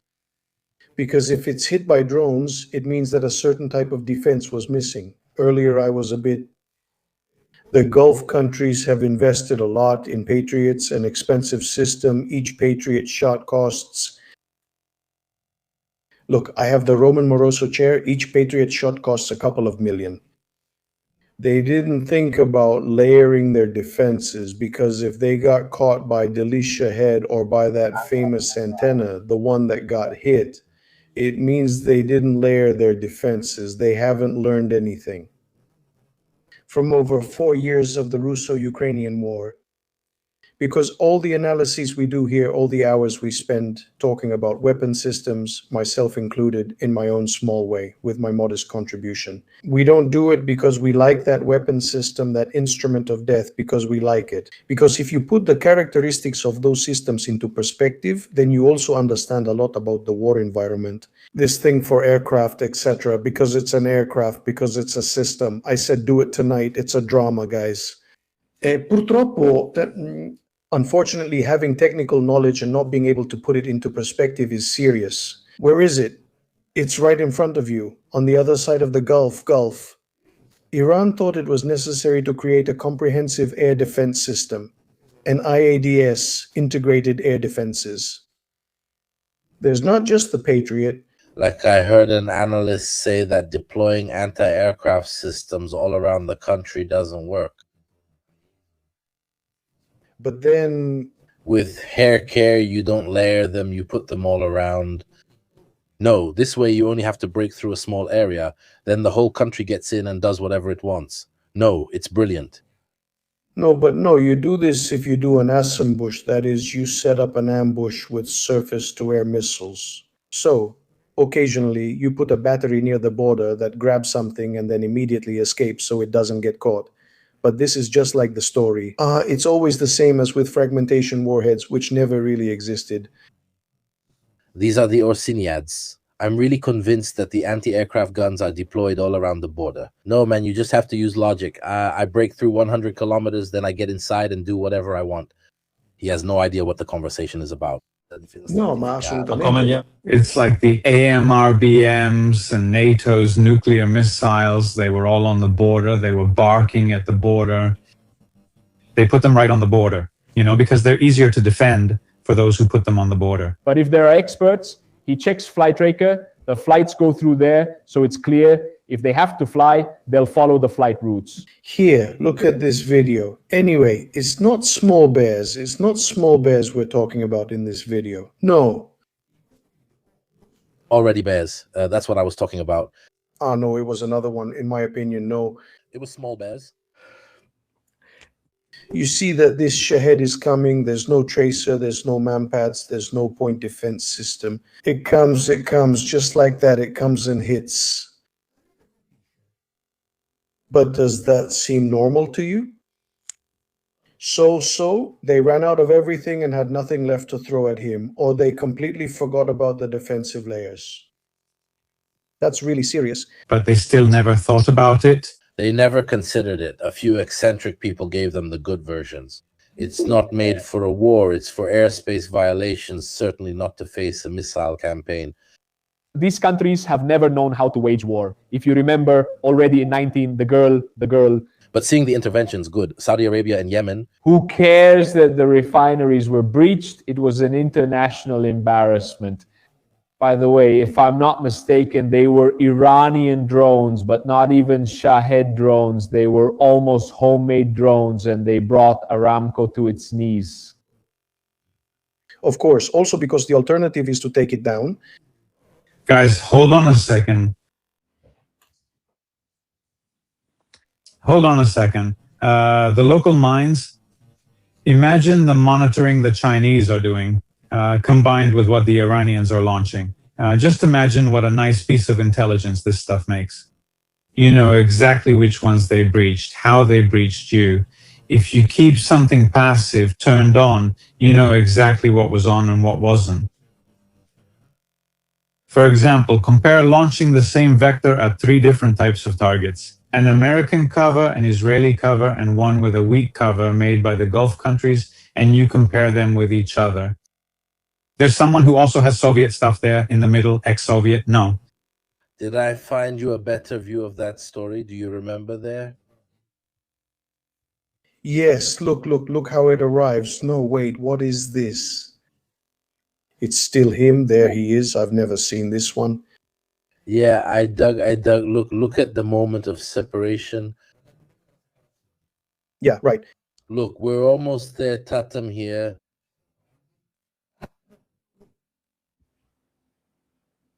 Yeah, right. And how do you intercept this? We know that the Chinese are not only the land of drones, but also the land of missiles. All right. Here, first it goes first, you have to catch it first. And here there would be the Arrow 3S, for example, which should do that, but I think they've run out of them, or they only had a few anyway. Already from the previous time, I imagine the Israelis, in this case, there are no Arrow 3S or similar. Huh? They seem to mention a THAAD. Let me show you something else. It's always interesting. THAAD is really serious. Losing a THAAD. Huh? Notice here too, same thing. Look, they're trying to intercept it. Look.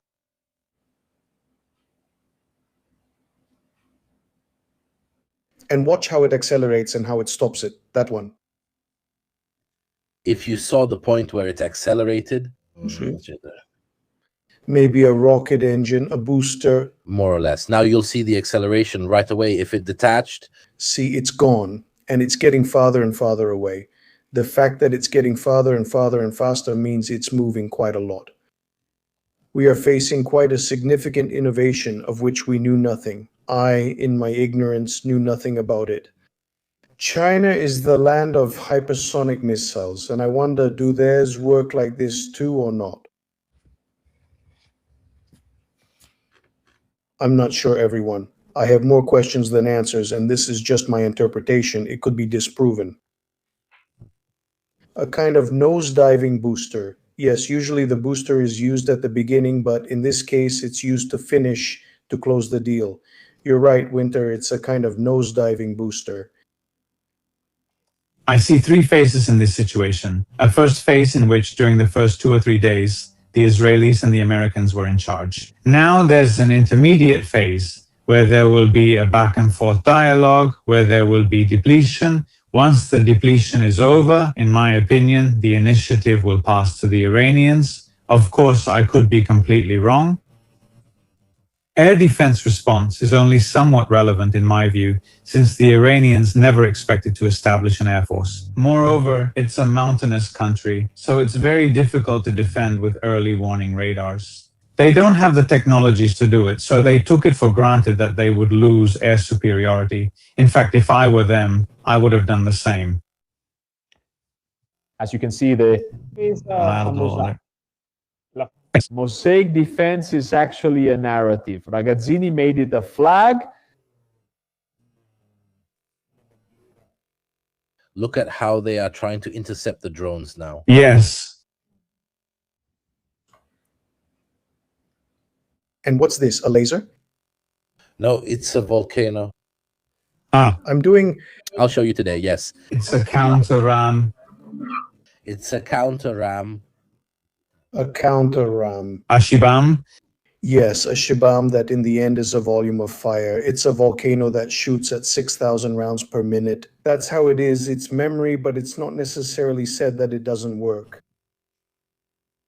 It definitely works better than 10 Patriots that miss their target, especially if you have to shoot at drones. The problem is how much defense. It costs less. It costs less, but how much point defense can cover everything? That's the issue. They cover a couple of kilometers, you know. I mean, I do 2 or 3 more kilometers. And basically, you're like a Jeopard in terms of coverage. For those who didn't understand. A very fast object. I don't think so, huh? Look, how beautiful, but with a hypersonic object. In my opinion, even he can't do it, not even if it gets close to him. Am I right, Marco? Well, you need to do some math about the timing, but in my opinion, you don't have time to react. Come on, do the calculation. If you're hypersonic, you're doing 2 kilometers per second. Even if you do just a kilometer and a half per second, you definitely make it. Yeah, because that's 1,000 meters per second at 3,600 kilometers per hour. You do it there, you do 5,000. To be hypersonic, it's 5,000. So 1.7 kilometers, 1.8, another one per second, 1.5 kilometers per second. You have 3-4 seconds reaction time. It's tough. Huh? And then it depends. That's hypersonic, but in my opinion, you don't need to go for hyper stuff. The problem is that you definitely don't need to do it for depletion. I read tonight that they're starting to find fragments of Pack 2 because they're running out of Pack 3s, or anyway, they're starting to use them. They're starting to use Patriots. But they almost only had Pack 2s in those areas. Yeah, be careful. Maybe. Then, of course, the news. I read the news quickly on Twitter while I was walking around the fair. But it's clear that then, unfortunately, since you can't really check things while you're out, you just read the news. That way you can try a little bit to cross-check, but it's not like you have time to sit down and verify and cross-check everything. Even the one about the F-14 was a different video, but obviously a hoax. And all the prevention is the benefit of reality. You know how many fake stories are going around. There are tons of made-up stories. Iranians constantly shooting things. At some point, a video came out showing a missile attacking Baku. Yeah, right. I saw it. They were passing off videos of old Russian corvettes firing missiles from the Black Sea, saying that the stuff was Iranian. By now, I know this stuff by heart. I mean, I see the image and I know which one it is. The same one that Rai said it was an Iranian submarine launching famous Iranian submarines launching missiles. Full, exactly. A question for Luca instead. Luca, let's pretend the Iranians had agreed. How complicated is it to hide enrichment facilities? I mean, can you build them in secret locations? I'll tell you, yes. Okay, fine. I have all the materials and then I leave a facility inside the mountain and keep doing that work. How hard is it to hide the whole supply chain of this stuff? That's a question I don't exactly have an answer to. I mean, an enrichment plant is a pretty large industrial facility that requires centrifuges. So a centrifuge for uranium enrichment is something about 6 meters tall, about 1.5 meters or 2 wide, and it has to spin at 1,600 revolutions per minute. Okay, after being filled with gas and uranium hexafluoride. It's not simple, and it's not like you just need to make one. You have to make, I don't know, 200, 300, maybe even more. I've heard of more than 1,000. What's the energy footprint? Energy and water consumption are things you can't hide. Exactly. It uses up a lot of energy. You have to consider that uranium has an enormous energy density, so it has a very high energy return. Obviously, per kilogram of material, the energy return on energy investment is extremely high. But anyway, the enrichment phase consumes about 3% of the energy of the uranium that we are going to enrich. So in terms of energy requirements, it's quite a lot now. It used to be even more when gaseous diffusion was used as the enrichment method, but now it's well, less, because centrifuges are used now. With laser enrichment, everything would change, but that technology is still, well, not very widespread. But yes, an enrichment site does consume a lot of energy. It uses water, but not at a monstrous level. Mostly it's for cooling the moving parts. Anyway, this stuff heats up while spinning, but not too much. Because obviously you design these centrifuges to have the least amount of friction possible, the smallest friction surface possible. You can build them in a tunnel, in an underground environment. These things, I mean the Monty, you assemble them there. They have to be balanced in facilities elsewhere, and then you bring them inside. Yes, no, no. They have to be built somewhere else and then brought inside. Okay, I don't know. I can't rule out that they could be built directly on site, but it seems very complicated to me. So the question is, how easy is it to hide an industrial plant like that? I mean, I'm thinking of an energy-intensive factory where someone produces, I don't know, anything, any material, any object, a large-scale factory, highly energy-intensive. How easy is it to hide it under a mountain? I don't know. I'm not an expert in hiding things under mountains, but I don't think it's that simple. It's also worth mentioning that Iran has a very large territory, so, well, maybe somewhere they can hide it, but again, you still have to bring high voltage cables there.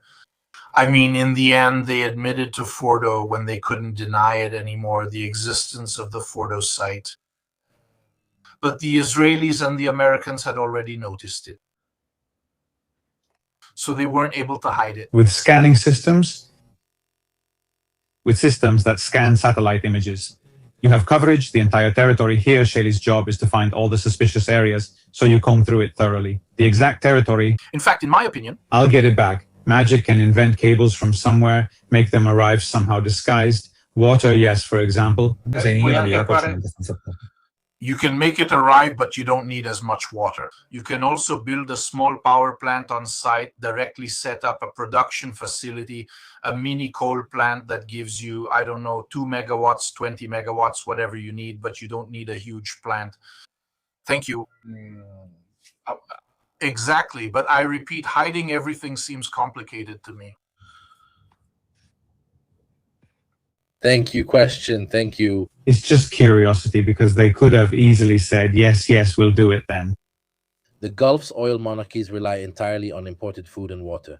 As for passing through the Strait, we discussed that earlier in the live. Simone Placidi, please revisit. It's exactly one of the points where this whole blockade in the Strait will have a huge impact, which the Iranians are playing on. There's a question. In England, they talked about the post-Akrotiri deployment. Are they Type 45s or not? Yes, it's true. There's also this thing. I mentioned at the beginning I didn't want to talk much about political issues, but there are statements from Macron. The French fleet is moving in the Eastern Mediterranean. There's the English response saying they don't agree. Spain, you saw the argument between Spain and Trump, Sanchez, and so on. So, in general, many have condemned this attack as yet another violation. So, a lot has changed compared to the American attacks in Afghanistan and Iraq. Even the British aren't on board. You will find some very tough positions from Starmer, so they are quite isolated on an American-Israeli issue in this war. Previous Prime Minister has taken exactly the same approach. I will, of course, school council, but it's clear that the council is me, and I'm not committing the staff to say anything. That's what it should be. Hopefully they will accept it. They get to take the grazie.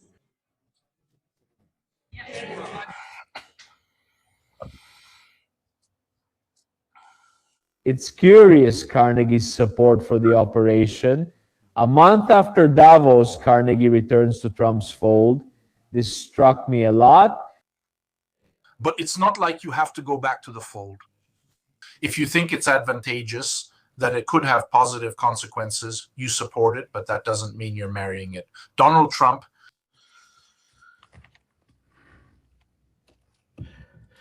Thank you. In my opinion, they've opened an issue that will be hard to close. I mean, I'm curious because I'm reading about this ongoing negotiation with Ukraine to provide for the Ukrainians. In short, they are able to intercept drones and have offered their assistance. And now it seems that there is an ongoing negotiation between the United States and Ukraine to provide assistance in intercepting drones. And it seems that Zelensky, but I don't know, I retweeted this from an account, so it's not that I just retweeted it now because the news just came in. So it could be anything.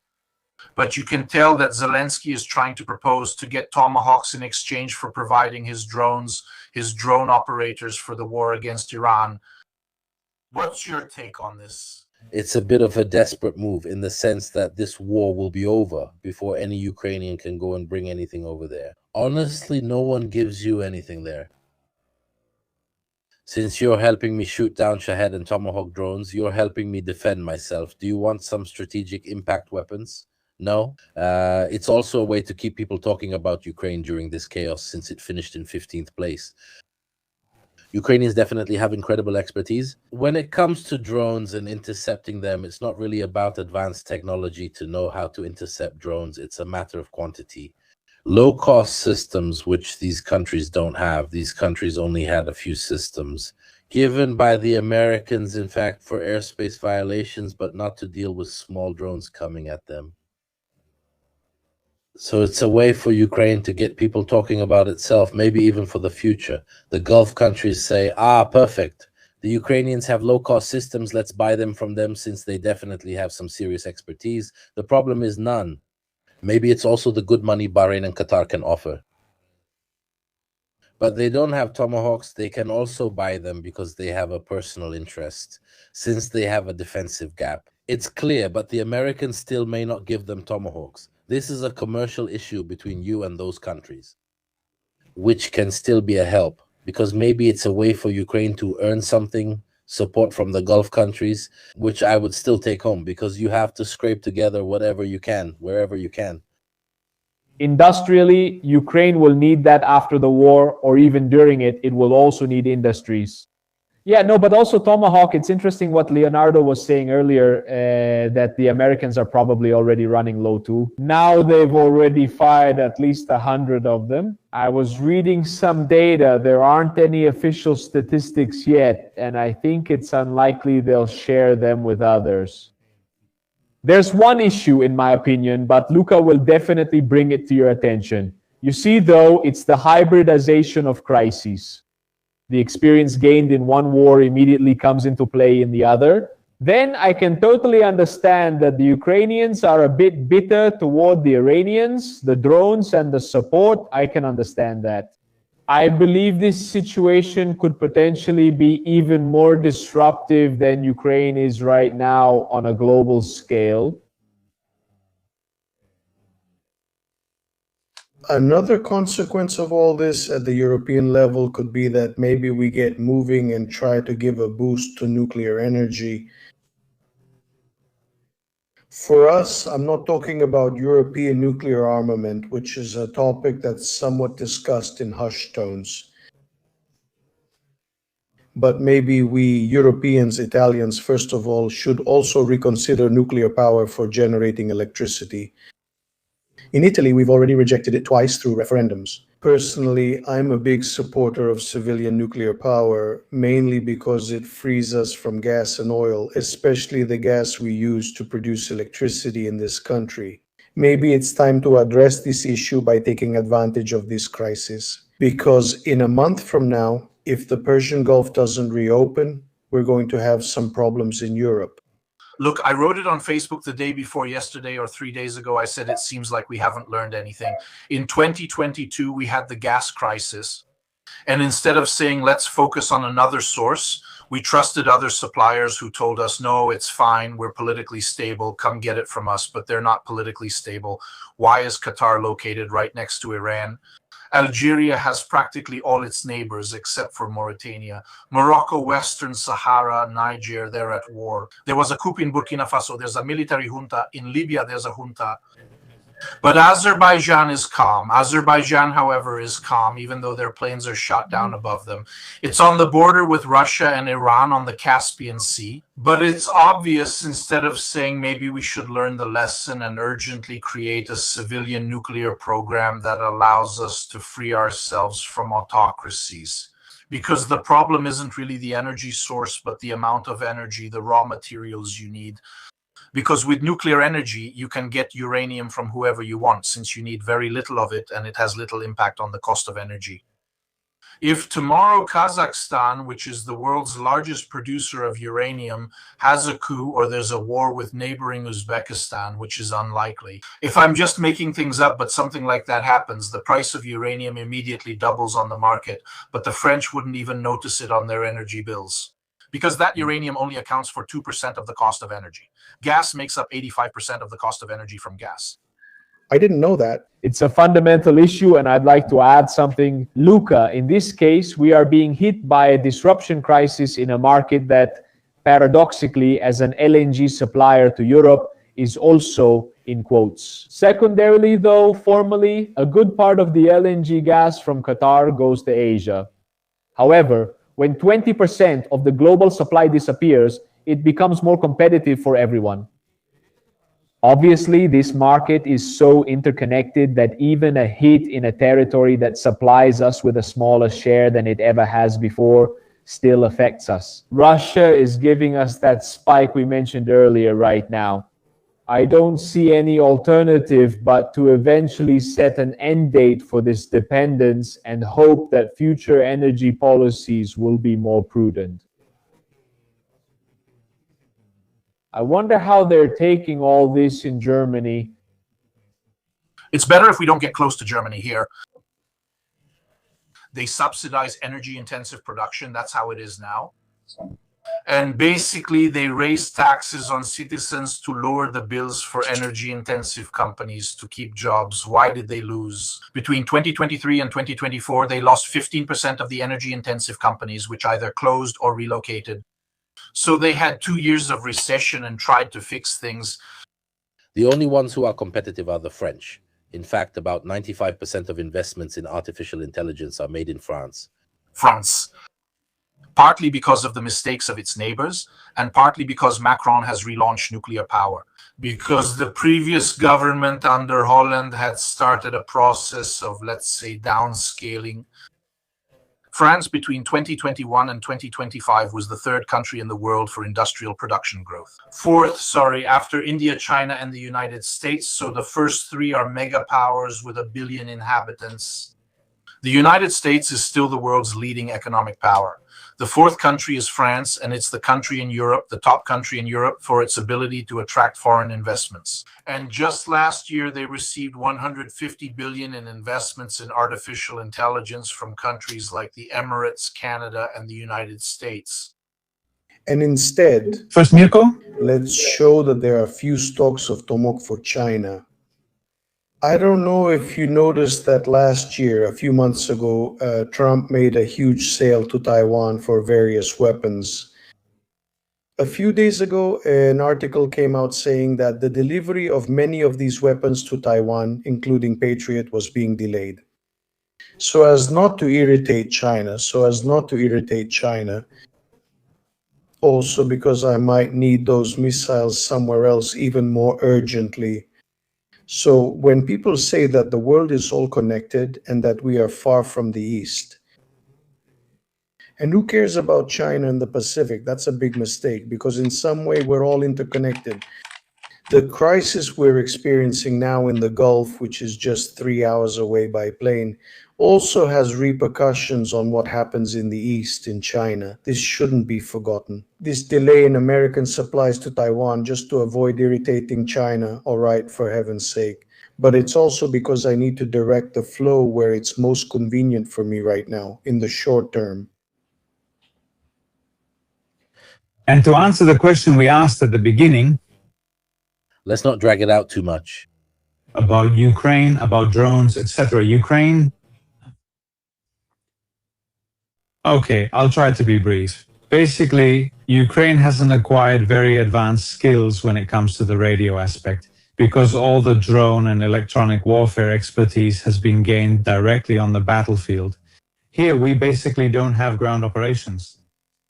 However, when it comes to organizing air defense, yes, they have acquired capabilities, and that could be an area where they can help, coordinate, and integrate air defense. There are various types of these systems. What do you think?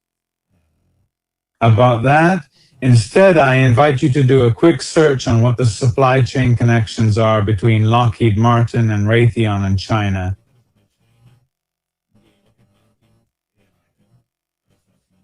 And you'll get a good idea. Among these, in fact, there are rare earths, special alloys, components, and so on. So, there are production problems with these items. The reason why there aren't very high production levels is because they are subject to export quotas by China. And China can tighten the noose and greatly reduce the whole supply, let's say of rare earths, both heavy and light, of alloys, of semi-finished products that are extremely important in the supply chain of these systems. So it's a very strong vulnerability that's present in all of this.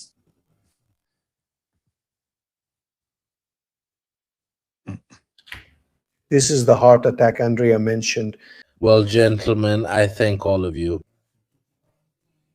Luca Romano, Ava's lawyer, Marco Bussi, the gatecrasher, we'll call him that from now on, Andrea Muratore, and Leonardo. We will follow what happens in the next few days. I expect a drop and then a recovery because the rats will come out of the hole and keep going. Get gas if you have, like me, a big tank in the garden and so on.